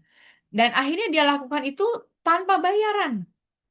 Tapi dia punya hati, digerakkan untuk menolong orang, sampai akhirnya muncul orang-orang yang sama dengan dia, dan memberikan dirinya untuk melayani orang-orang, anak-anak yang terabaikan. Nah, saya hanya berpikir begini, waktu zamannya Musa, Allah memerintahkan untuk melakukan sesuatu yang nggak pernah sebelumnya ada gitu, yakni kemah suci. Dan itu kemah suci itu didirikan untuk mereka beribadah, untuk mereka berkebaktian di dalamnya. Musa hanya ngomong apa yang disampaikan oleh Tuhan, dan Tuhan yang menggerakkan hati orang-orang Israel itu. Padahal kalau kita lihat di sini barang-barangnya tuh luar biasa. Yang saya salut itu ada ada kulit lumba-lumba. Zaman dulu apakah ada laut? Apakah mereka menangkap lumba-lumba dan kulitnya apakah mereka bisa lakukan itu? Tapi Tuhan minta gitu. Bahkan ada juga bulu yang diwarnai merah gitu kan. Kebayang dong, warna merah berarti kan itu udah bentuk kain. Saya kemarin ngejahit kostum drama Natal, itu hampir 50 jenis ya. Semuanya jenisnya tuh tipenya yang kleyor-kleyor gitu, kayak elenan, abuta gitu. Jadi bener-bener susah gitu dijahitnya. Saya mikir begini, zaman dulu orang punya kain yang seperti ini, dan mereka dengan rela hati gitu. Dengan rela hati memberikan itu semua untuk Tuhan. Karena mereka sadar diri. Siapa mereka? Mereka ada di komunitas mana? Dan mereka harus lakukan apa? Nah, itu yang harus tumbuh di dalam kita. Meskipun mungkin, saya mah orang pinggiran. Atau saya mah nggak tahu tempatnya di mana. Tapi ketika kita berkomunitas, komunitas itu yang akan membentuk kita untuk menjadi seseorang yang akhirnya diberikan hati yang rela. Ya, ketika hati yang rela ada, makanya muncul di Keluaran 36 ini. Sampai Musa bilang, stop, stop, stop. Udah penuh, udah cukup, udah cukup. Artinya dengan kata lain, orang memberi itu tanpa berpikir hitung-hitungan lah ya. Kasarnya kan sekarang orang ngitung. Segini, budgeting segini, segini, segini. Udah ya, berarti saya harus ngasih segini ya. Dia hitung-hitungan. Nah, itu mungkin sekarang itu sudah ada muncul degradasi gitu ya. Hitung-hitungan waktu, hitung-hitungan biaya, hitung-hitungan semua. Nah, sebenarnya Tuhan tuh nggak mau kita hitung-hitungan. Dia udah wujudkan itu ketika dia memperlihatkan perintahnya disampaikan kepada Musa. Musa ngomong lagi kepada jemaat Israel. Jemaat Israel dengan rela hati melakukan semuanya dan mereka nggak hitung-hitungan. Jadi di sini kita juga harus belajar melihat dari sisi kerelaan hati. Yuk sama-sama kita belajar rela hati. Rela hati dalam segala hal. Apa yang bisa kita lakukan, yuk kita sama-sama lakukan. Mungkin kita nggak bilang gini, saya bisa ngasih 1 juta, 2 juta, nggak bilang begitu. Tapi kita bisa ngasih apa yang bisa kita lakukan. Kalau memang misalnya Tuhan gerakan hati kita untuk memberi, beri. Nggak usah pusing. Karena Tuhan itu akan memberikan kepada kita kecukupan. Kecukupan dalam hal waktu, kecukupan dalam hal keuangan. Kalau memang Tuhan ingin supaya kita lakukan, yuk sama-sama kita lakukan. Tuhan menggerakkan hati, dan kalau kita tidak lakukan itu, hati kita akan bukan tertuduh sendiri ya. Kita nggak akan tenang lah. Kita akan gelisah untuk karena kita tidak melakukan hal yang seharusnya kita lakukan. Jadi di sini kita diajarkan untuk memberi dengan kerelaan, ya, bukan karena paksaan. Nah, kaitannya dengan dengan pasal 36 ya, Bu Joli, boleh ditampilkan nih pertanyaannya. Pasal 36 itu menyebutkan bahwa umat memberikan begitu berlimpah sehingga Musa harus bilang untuk mereka berhenti gitu kan. Menurut kita, mengapa sih umat Israel menunjukkan antusiasme yang luar biasa itu dalam hal memberi, dalam hal menyumbang, terutama setelah mereka baru saja jatuh ke dalam dosa penyembahan berhala? Oke, silakan. Ini seru banget nih kalau kita discuss ini. Antusiasme tuh mereka tuh semangat gitu ya, semangat banget, semangat memberi gitu. Boleh, silakan. Mau siapapun, silakan. Ini pasti semua orang dapat ini ya, dapat berkat. Ini Bu Menci, boleh Bu Menci.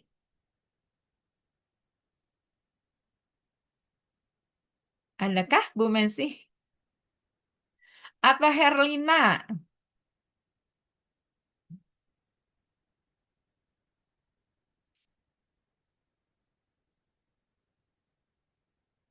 Ada di tempat?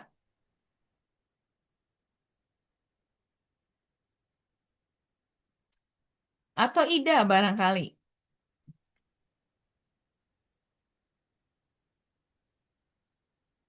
Mungkin saya coba bisa bantu ya Bu ya. Oke, silakan Bu Joli. Saya baca di Keluaran 36 itu, Keluaran 36 ayat 3 dulu ya, bagian bawahnya. Tetapi orang Israel itu masih terus membawa pemberian sukarela kepada Musa tiap pagi. Terus ayat 5, dan berkata kepada Musa, rakyat membawa lebih banyak dari yang diperlukan untuk mengerjakan pekerjaan yang diperintahkan Tuhan untuk dilakukan. Terus sampai ke bawah ya, lalu Musa memerintahkan supaya dimaklumkan di mana-mana perkepan itu. Demikian tidak usah lagi ada orang laki-laki dan perempuan membawa sesuatu menjadi persembahan khusus bagi Tuhan. Yang dituju itu sebab bahan yang diperlukan mereka lebih dari cukup. Nah, tadi Bu Dede bilang setelah mereka melakukan hal yang mendukakan hati Tuhan ya. Nah, ini kalau saya lihat itu sama seperti contoh ya, saya bukan pakai contoh orang lain nih. Saya ketika saya dulu belum menjadi Kristen yang mengenal Tuhan gitu, biasa aja. Tetapi kemudian ketika Tuhan menangkap saya, ketika saya dipulihkan secara rohani, ketika jiwa saya dipulihkan, saya merasa luar biasa gitu ya. Saya merasa bahwa Tuhan luar biasa Engkau di dalam hidupku, sehingga ketika saya memberi gitu ya, ketika saya memberi kepada hamba Tuhan, ketika saya memberi kepada hamba Tuhan yang membantu pemulihan hidup saya tuh nggak hitung-hitungan sama sekali, karena saya bilang begini, kalau saya bayar ke dokter itu pasti wow luar biasa, pasti akan habis banyak.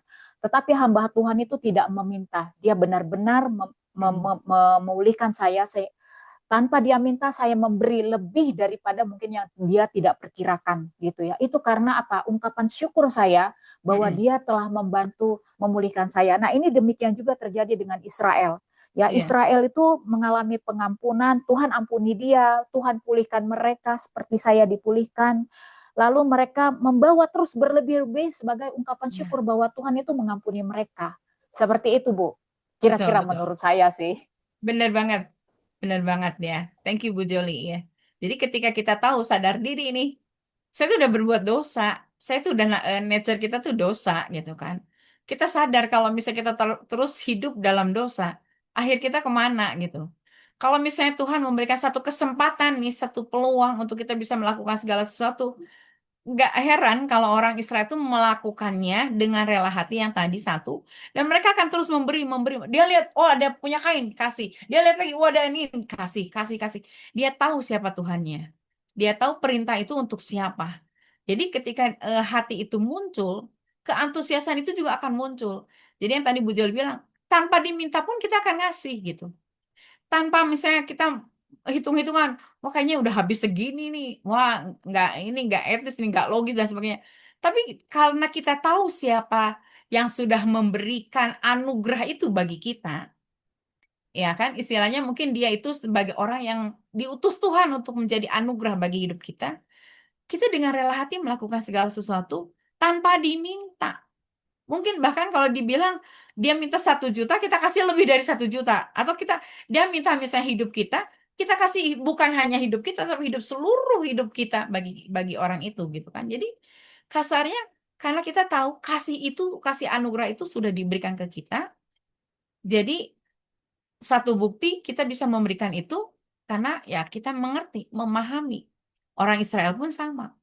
Mereka tahu hukumannya nih menyembah berhala tuh udah pasti gitu, dibinasakan.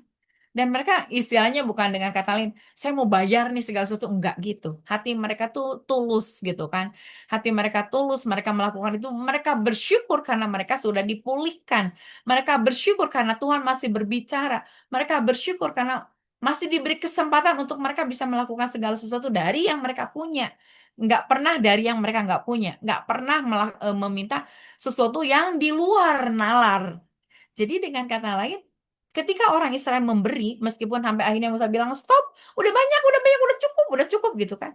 Karena mereka tahu ada di kemah mereka barang itu mereka bawa, ada di rumah mereka barang itu mereka bawa. Mereka nggak sonder ngitung ya, ya udahlah bawa, bawa, bawa semua bawa, bawa semua segala sesuatu yang mereka punya, gitu kan. Jadi sekali lagi Allah tuh tidak pernah meminta dari apa yang tidak punya, tapi Allah meminta dari apa yang kita punya untuk diberikan kepada Allah. Buat supaya akhirnya segala sesuatu dibilang, udah enough, cukup. Karena semuanya udah berlebih, semuanya udah cukup ya. Nah, kadang-kadang mungkin untuk saat ini korelasinya belum ya. Kalau mungkin belum semua orang tergerak hati untuk bisa memberikan dari yang mereka punya. Dengan kata lain, seluruhnya tanpa hitung-hitungan. Mari kita sama-sama, kalau tadi Bu Joli udah melakukan hal itu, bersyukur, berterima kasih. Yuk kita sama-sama lakukan hal yang sama. Jadi dengan kata lain, karena kita tahu apa yang kita punya ini sebenarnya berasal dari Tuhan. Kita tuh hanya pengelola sebenarnya. Ketika kita menjadi pengelola yang baik, maka Tuhan akan menambahkan kepada kita. Karena kita tuh bisa dipercaya gitu sama Tuhan. Orang Israel juga sama waktu itu. Dia tuh menjadi pengelola gitu. Karena dia udah dapat dari orang-orang Mesir. Ketika dia keluar dari dari Mesir, dia tuh hanya dapat semuanya tuh gratis gitu ya. Dapat, ya mau nggak mau dia beri gitu. Ketika dia memberi juga, dia tahu. Karena ini sebenarnya saya hanya tempat penitipan sementara yang bisa saya lakukan untuk Tuhan. Dia lakukan itu semua. Dia tuh apa sih nama kayak jembatannya berkat gitu kan. Nah, kita juga mau kan dijadikan seperti itu.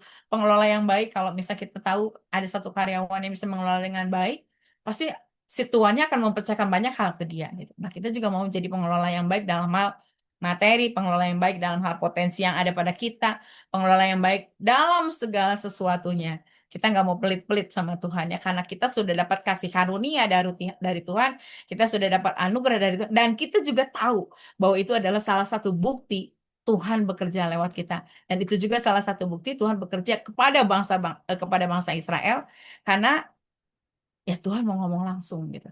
Dan Musa langsung ngomong. Boleh kalau ada yang mau nambahin lagi. Oke, kalau tidak ada kita masuk ya ke nomor 4 nih. Markus 13. Ini Markus 13 ini beda banget dengan Markus 14 ya. Nah, di Markus 13 ini adalah Yesus sendiri menceritakan mengenai akhir zaman ya. Di sini ada tanda-tanda dan ada permulaan penderitaan dan sebagainya. Nah, pertanyaannya itu yang tadi Bu Joli sudah share. Karena tidak ada yang tahu kapan hari dan jamnya. Kalau ada yang tahu, pasti kita semua udah siap-siap nih dari sekarang, ya kan? Tapi karena tidak ada yang tahu kapan Yesus akan datang, makanya dia bilang berjaga-jaga atau dalam kata bahasa aslinya Gregorio gitu. Artinya apa arti kata dari berjaga-jaga dalam kehidupan kita sehari-hari? Ya, apakah itu berarti kita menghindar spekulasi tentang akhir zaman atau kita lebih fokus pada kesiapan karakter atau dan ketaatan? Boleh. Ini seru nih sebenarnya. Boleh ibu-ibu yang lain? Masih ada di tempatkah? Karena ini off cam semuanya. Saya tidak tahu apakah masih ada di situ menyimak atau sedang melakukan aktivitas.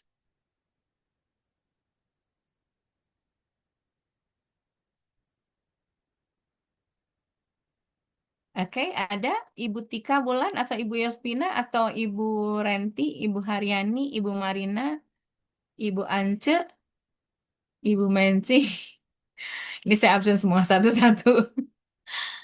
Ibu Sinta, Kak Ida, Ibu Sofi, Ibu Tania.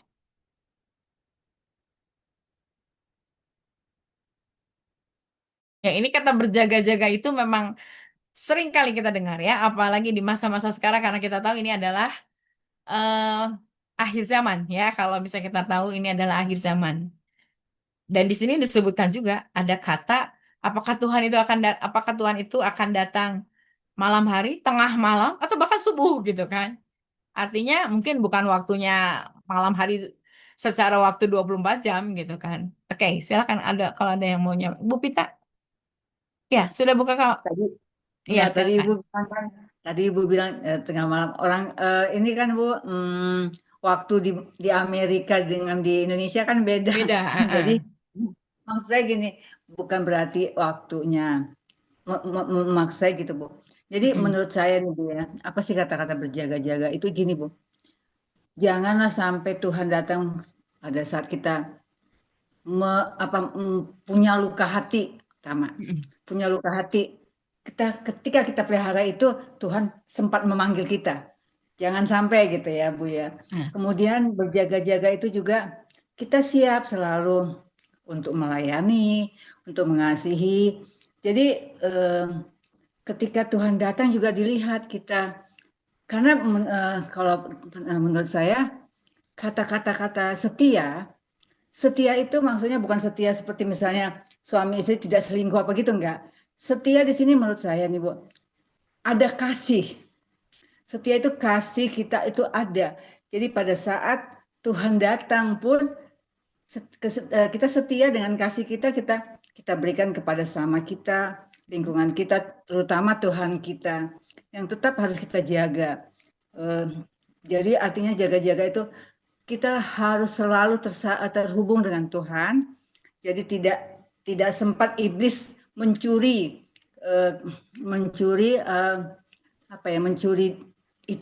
hati kita itu sehingga dia sempat berkuasa atas hidup kita.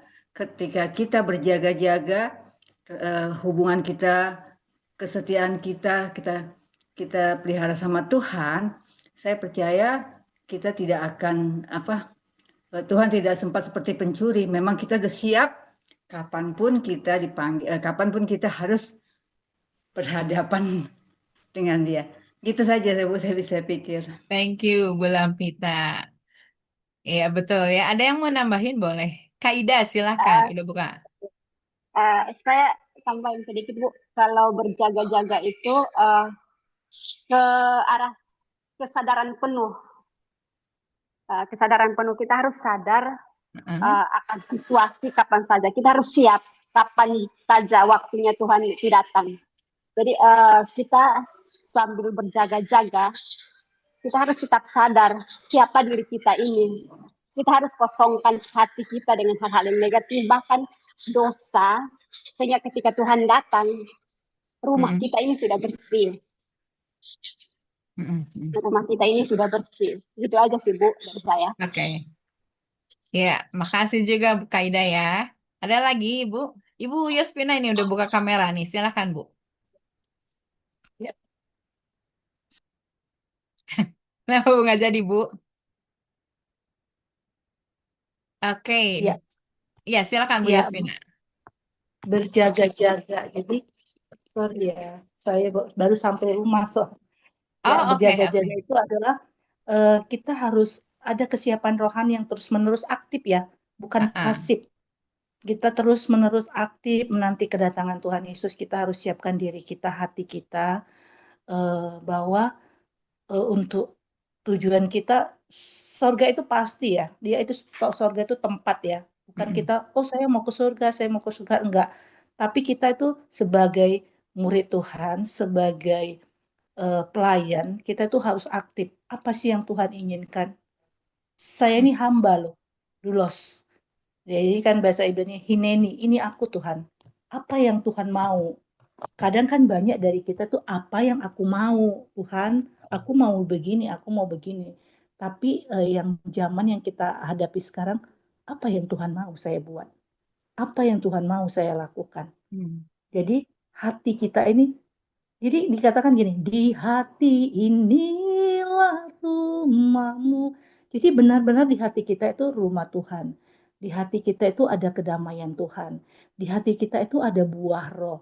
Sehingga apa yang kita sampaikan kepada orang itu benar-benar kita itu membawa orang untuk mengenal keselamatan Yesus. Benar-benar orang itu bisa merasakan. Jadi kenapa dibilang jadi apa diketahui bahwa sorga itu juga kita bisa rasakan. Jadi kita tahu maksud kita berjaga-jaga itu bukan untuk keselamatan diri kita sendiri, tapi untuk kemana kita diutus, kemana kita di tempat, di mana kaki kita berpijak. Di situ kita menyampaikan kebenaran firman Tuhan. Sehingga banyak yang boleh menerima Kristus. Jadi bukan harus Kristen, tapi mereka menerima Yesus sebagai juru selamat. Itu Ibu Dede, makasih. Oke, makasih Bu Yospina.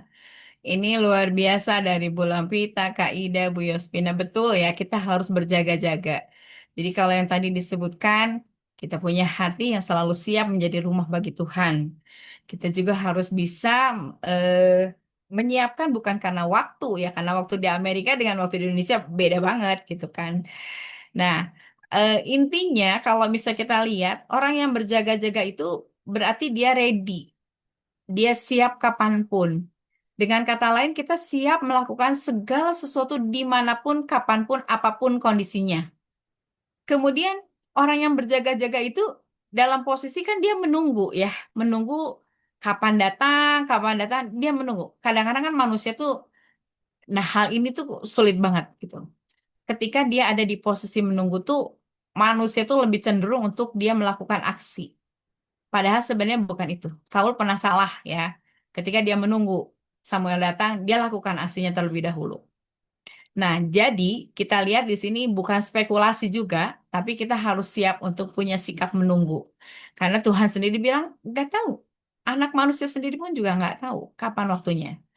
Nah, harusnya kita juga tidak apatis. Yang tadi Kak Ida bilang ya, kita harus membersihkan segala sesuatunya, menyiapkan segala sesuatunya. Dan jadi tadi disebutkan juga sama Bulan Pita, punya ketaatan, ketaatan yang bukan separuh-separuh, tapi ketaatan yang berkelanjutan. Jadi kalau misalnya ketaatan berkelanjutan itu tidak aja taat segini, udah cukup taatnya. Enggak, tapi taat itu terus taat, taat, taat, taat. Karena kita nggak sadar, kita sudah melewati banyak hal. Nah, jangan sampai kita juga nanti akhirnya putus di tengah jalan gitu. Karena Tuhan sendiri bilang di ayat 35, karena itu berjaga-jagalah sebab kamu tidak tahu bila manakah tuan rumah itu pulang. Menjelang malam, atau tengah malam, atau larut malam, atau pagi-pagi buta. Jadi, kapanpun kondisinya, kapanpun waktunya, kita harus ada dalam sikap taat. Kita juga harus ada dalam sikap yang terus menunggu. Kita nggak apatis, nggak diem dalam menunggu itu, kita nggak diem. Tapi kita bisa melakukan segala sesuatu sesuai dengan apa yang keinginan Tuhan. Karena di hati inilah rumah Tuhan. Tuhan maunya apa? Ya Tuhan akan perintahkan apa? Dan kita lakukan apa? Jangan sampai misalnya Tuhan maunya A, kita lakukan malah B. Ya Tuhan bilang, ah, ini tuh siapa yang punya, yang jadi hostnya? Siapa yang jadi apa namanya? Tuan rumahnya gitu kan. Nah, mari kita sama-sama yuk di sini Mulai sekarang kita akan punya hati dan sikap yang berjaga-jaga. Ya, jangan sampai nanti kita disebut sebagai orang yang tidak siap gitu. Sama seperti hanya 5 gadis yang bodoh itu tadi. Oke, kita akan lanjut nih ke pasal berikutnya. Di pasal berikutnya itu ada seorang wanita Betania ya, di Betania nih. Wanita ini memberikan persembahan yang dianggap pemborosan oleh seorang yang bernama Yudas Iskariot ya. Nah, di sini bagaimana kita mendefinisikan persembahan yang mahal dalam hidup kita saat ini? Boleh. Ini bisa dalam bentuk waktu, talenta, atau mungkin harta. Ya, sebentar.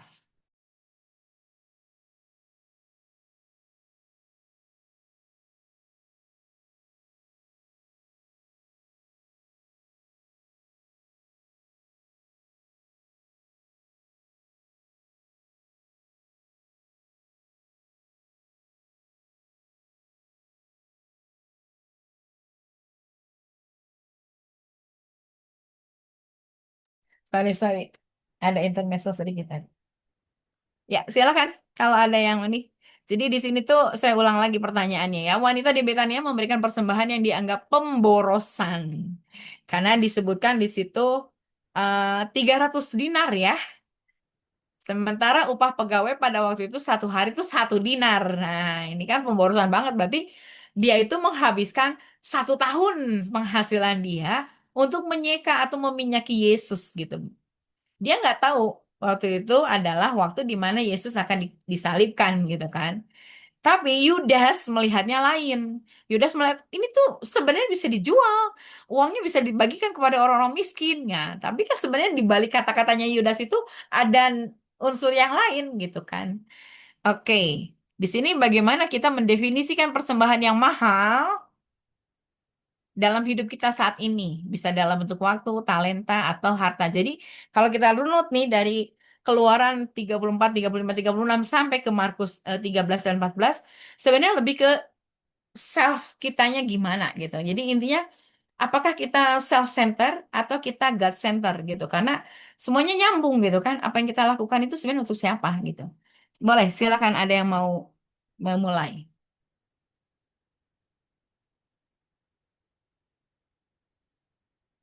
Kayaknya Bu Joli lagi deh ini mulai. Bu Joli silakan.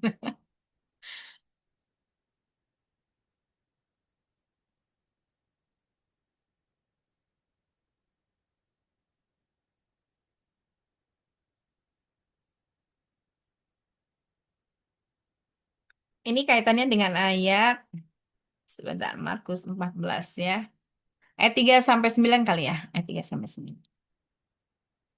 Ketika Yesus berada di Betania, di rumah Simon si Kusta, dan sedang duduk makan, datanglah seorang perempuan membawa 1 buli-buli bualam berisi minyak narwastu murni, yang mahal harganya. Setelah dipecahkannya leher buli-buli itu, dicurahkan minyak itu ke atas kepala Yesus. Ada orang yang menjadi gusar dan berkata kepada seorang kepada yang lain, untuk apa pemborosan minyak narwastu ini? Sebab minyak ini dapat dijual 300 dinar lebih. Dan uangnya dapat diberikan kepada orang-orang miskin. Lalu mereka memarahi perempuan itu, ya. Tapi Yesus berkata, biarkan dia. Mengapa kamu menyusahkan dia? Ia telah melakukan suatu perbuatan yang baik padaku, karena orang-orang miskin selalu ada padamu dan kamu dapat menolong mereka bila mana kamu menghendakinya. Tapi aku tidak akan ada selalu bersama-sama dengan kamu. Ia telah melakukan apa yang dapat dia lakukannya. Tubuhku telah diminyakinya sebagai persiapan untuk penguburanku. Aku berkata kepadamu, sesungguhnya di mana saja Injil diberitakan di seluruh dunia, apa yang dilakukan ini akan disebut juga untuk mengingat dia. Nama perempuan itu nggak disebutin. Jadi namanya itu unknown name ya. Tapi apa yang dia lakukan itu disebutin gitu kan. Jadi dengan kata lain, nah ini tuh punya hati yang seperti apa sih? Boleh, silakan Bu Pita udah buka mikrofon. Ini kayaknya yang lain pada kemana nih? Menyimak ya, oke nggak apa-apa lah. Ya Herlina, kayaknya Herlina udah buka kamera. Dari Siapa Bu Bu? Pita dulu, silakan Bu Pita ya. Dulu Bu. Sebenarnya kalau saya gini Bu, apa yang dimaksud dengan pemborosan gitu ya Bu ya? Tadi Bu bilang kan ini kayaknya no name atau mungkin hanya hiasan bisa atau benar-benar gitu ya? Apa karena Alkitab ini banyak ini loh, banyak perumpamaan gitu, banyak perumpamaan. Tapi di sini saya mengatakan gini, Bu.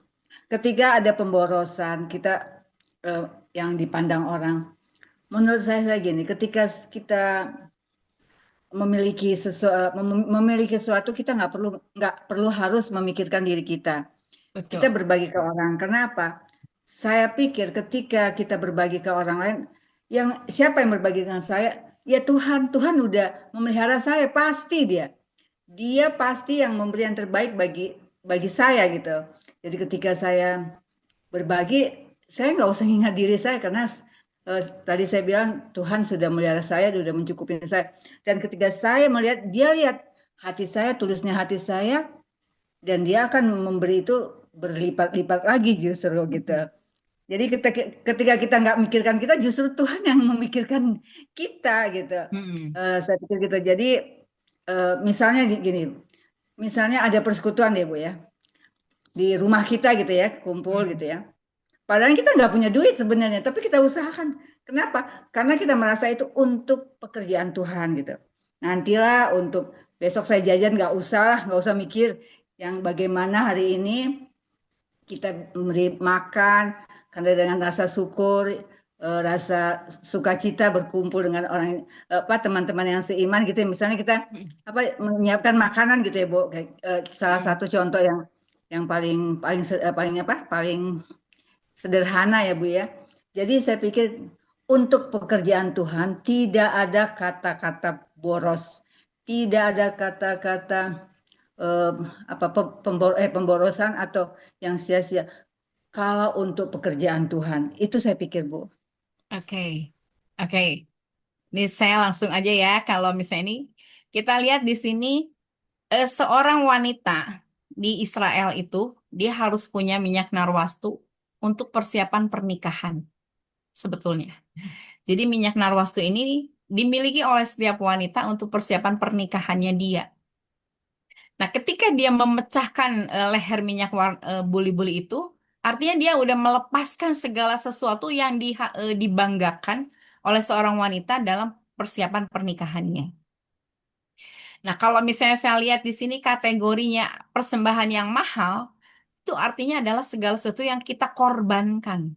Ketika kita memberi, benar nggak kita memberi itu karena kita memberi korban dengan alasan gini, yang tadi Bu Lampila bilang, kita nggak usah mikirin nanti kita makan sama apa, yang penting kita udah memberi.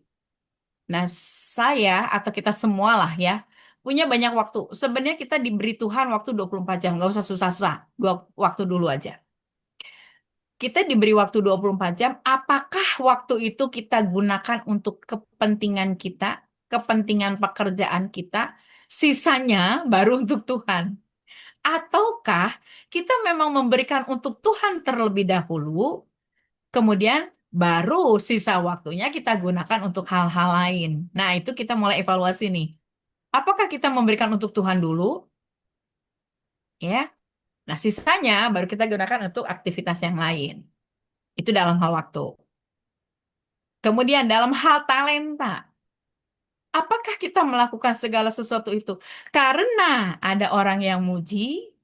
Oke, kita melakukan dengan bangga hati karena ada pujian.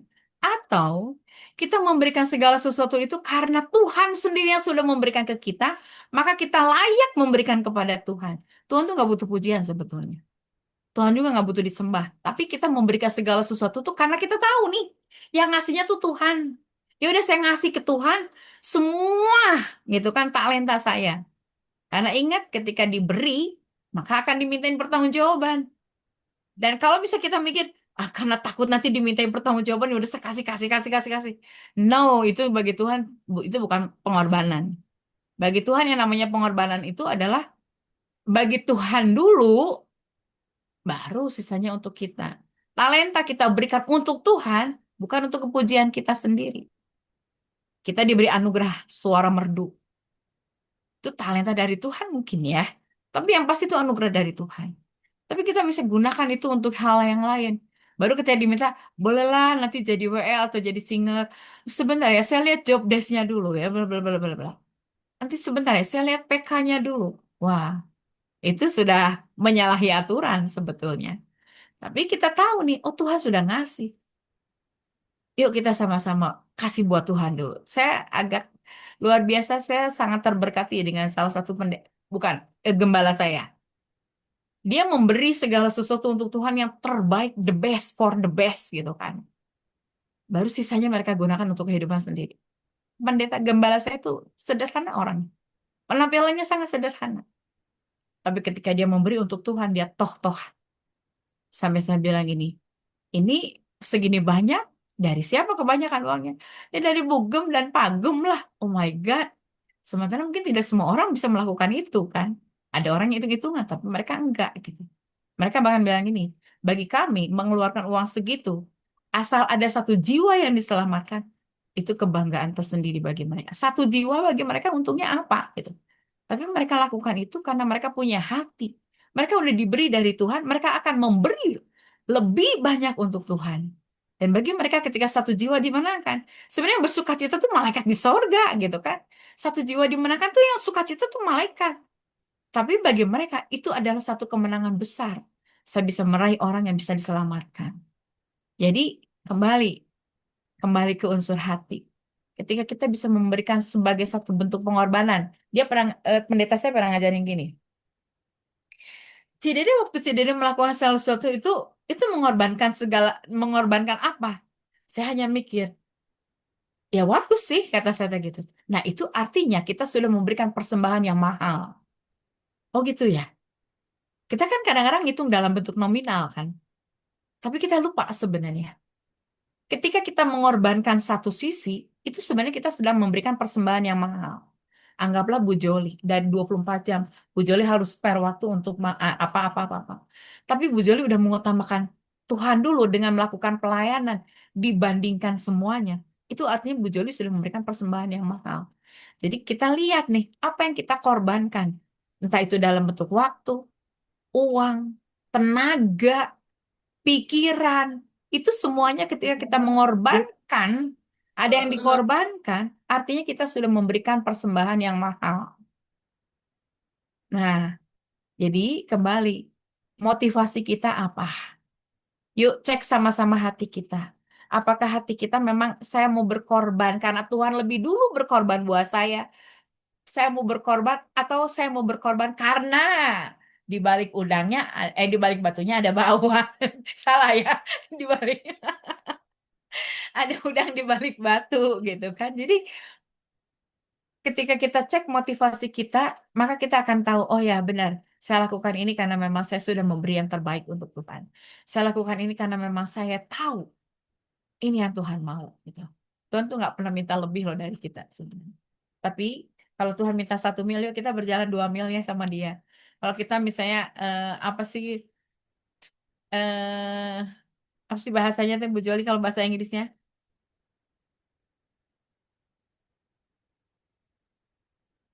Iya betul Bu Rahayu. Memberikan tubuh jiwa seluruhnya, betul. Extra mile, oh, kenapa ya jadi lupa extra mile? Bukan rokok yang extra mile ya. Tapi kita yuk extra mile sama Tuhan. Tubuh, jiwa, roh kita extra mile sama Tuhan. Tuhan meminta kita satu, ya yuk kita kasih extra mile-nya dengan dia gitu kan. Nah ketika kita lakukan semuanya itu, kita terhindar dari segala bentuk penyakit, ibu bapak, ibu-ibu, sorry ibu bapak di sini nggak ada bapak-bapak ya. Kita terhindar dari segala bentuk penyakit karena kita tahu hati kita akan sukacita melakukannya, bukan karena ditekan gitu kan, tapi kita melakukannya dengan penuh sukacita, dengan penuh keyakinan bahwa Allah sudah memberikan kepada kita dan kita juga akan memberikan kepada Dia lebih, sama seperti yang dilakukan oleh orang-orang Israel itu, lebih sampai akhirnya Musa bilang, "No, stop, kebayang ya kalau misalnya ada orang kita ngasih, udah cukup gitu. Nah, selama ini ada nggak yang gitu ke kita? Ya kita cek hati kita masing-masing ya. Supaya kita fokusnya bukan kepada pribadi kita, tapi fokusnya adalah kepada pribadi Kristus. Kita tahu kita sudah ditebus, kita tuh sudah jadi milik Tuhan ya. Kita tuh sebenarnya bagi Tuhan itu, ini tuh mau diapain, terserah Tuhan. Karena kita udah menjadi milik Tuhan. Tapi kita mau berikan yang terbaik, jangan hitung-hitungan sama Tuhan, jangan hitung-hitungan waktu sama Tuhan, jangan hitung-hitungan tenaga sama Tuhan, jangan hitung-hitungan uang sama Tuhan. Karena Tuhan sendiri yang sudah memberikan kepada kita. Yuk kita sama-sama jadi pengelola yang baik. Sama seperti hal yang sudah dilakukan oleh orang-orang Israel terlebih dahulu. Mereka sudah tahu mereka bakal dibinasakan, tapi mereka sudah diselamatkan karena kasih karunia Tuhan. Mereka memberikan segala sesuatunya dengan berlimpah gitu kan. Nah, kita juga jangan membiarkan hati kita diporak-porandakan oleh keegoisan kita. Ingat, tubuh, jiwa, dan roh itu kita adalah milik Tuhan. Kita dipercayakan hidup di dunia untuk menjadi tempatnya Tuhan. Supaya kita bisa memanifestasikan Kristus di dunia ini. Dan membawa banyak orang datang kepada Kristus. Itu sih dari saya. Mungkin lebih kurangnya Bu Joli boleh nambahin. Kalau tidak ada mungkin kita Sudah, langsung Bu. lanjut Ya. doa. Silakan. Enggak ada, Sudah, Bu. Bu. Lanjut. Oke. Ya, mari kita sama-sama berdoa karena ini waktunya juga udah 25:04 ya, 22 jam. Oke, kita sama-sama berdoa ya. Ada yang mau didoain atau doa umum saja, Bu Joli? Ada yang mau didoain, Kak, Bu Sinta? Bu Sinta biasanya kesehatannya sama Bu Puji Marina. Tuhan. Iya. Yang lain silakan langsung aja kalau ada yang mau didoakan. Tidak ada, Bu. Oke, tidak ada ya. Yuk kita sama-sama berdoa, kita tutup Zoom kita malam hari ini. Bapak, kami bersyukur kepada Engkau Tuhan Yesus. Waktu ini Kau berikan bagi kami Tuhan Yesus karena Engkau sendiri yang sudah memberikan waktu supaya kami bisa mengelola waktu dengan baik. Bapak, sekali lagi kami bukan memberikan sisa kepada Engkau Tuhan, tapi kami memberi yang terutama bagi Engkau Tuhan, karena Engkau sendiri yang sudah memberikan tubuhmu, darahmu tersalib, tercurah bagi kami Tuhan. Kami bersyukur kami ditebus oleh Engkau sendiri Tuhan, dari keberadaan kami yang hina, dari keberadaan kami yang seharusnya kami binasa. Malam hari ini juga kami bersyukur untuk 5 pasal yang sudah kami baca. Tuhan, itu semuanya menggambarkan kehidupan kami. Biarlah kami boleh diberikan hati yang siap untuk memberi kapanpun, apapun bentuknya. Baik itu waktu, tenaga, maupun materi kami Tuhan. Kami berdoa biarlah kiranya apa yang sudah kami baca, kami renungkan ini boleh menjadi satu rema dalam kehidupan kami. Karena Engkau sendiri Allah yang luar biasa, yang menguji hati dan batin kami. Tuhan tolong supaya kami boleh menghidupi firman ini dari mulai sekarang Tuhan, dari mulai saat ini Tuhan. Bersyukur untuk beberapa ibu-ibu yang sudah mulai menghidupinya dari dulu. Biar akhirnya hati itu boleh tetap ada dalam setiap ibu-ibu yang lain Tuhan. Kami berdoa, hamba mau berdoa Tuhan Yesus untuk ibu-ibu yang ada di Zoom ini Tuhan, Ibu Joli, Ibu Herlina, Ibu Ida, Ibu Pita, Ibu Sinta, Ibu Rahayu, Ibu Renti, Ibu Yosmina, Ibu Julia, Ibu Marina, Ibu Ance, Ibu Tania, dan Ibu Haryani Tuhan. Berkat yang dari Allah mengalir turun atas mereka. Berkat secara jasmani, berkat secara rohani. Biarlah kiranya mereka boleh menjadi bendahara Engkau Tuhan Yesus. Sehingga Engkau pakai mereka di kehidupan mereka dimanapun mereka berada. Kau juga mengalirkan berkat rohani bagi mereka sehingga mereka juga boleh menjadi saluran berkat bagi banyak orang dalam hal rohani Tuhan. Mereka boleh membawa jiwa-jiwa datang kepada Engkau Tuhan karena itu menjadi kesukaan besar bagi Engkau sendiri. Biar akhirnya sama seperti halnya di Matius Tuhan, kami boleh menjadi orang-orang yang akhirnya menjalankan amanat agung Tuhan. Terima kasih, terima kasih, terima kasih kami bersyukur. Tak lepas-lepas kami bersyukur kepada Engkau Tuhan. Kalau kesempatan demi kesempatan Kau berikan bagi kami Tuhan, buat pakai mulut kami untuk menyampaikan hal yang baik, hal yang berkenan kepada Engkau Tuhan. Terima kasih sekali lagi kami bersyukur Bapa. Rema itu Kau taruh dalam hati kami, materekan itu dalam hati kami, dan buat supaya kami boleh menjadi pelaku firman-Mu dimanapun kami berada. Di dalam nama Yesus, kami berdoa, kami mengucap syukur kepada Engkau. Amin.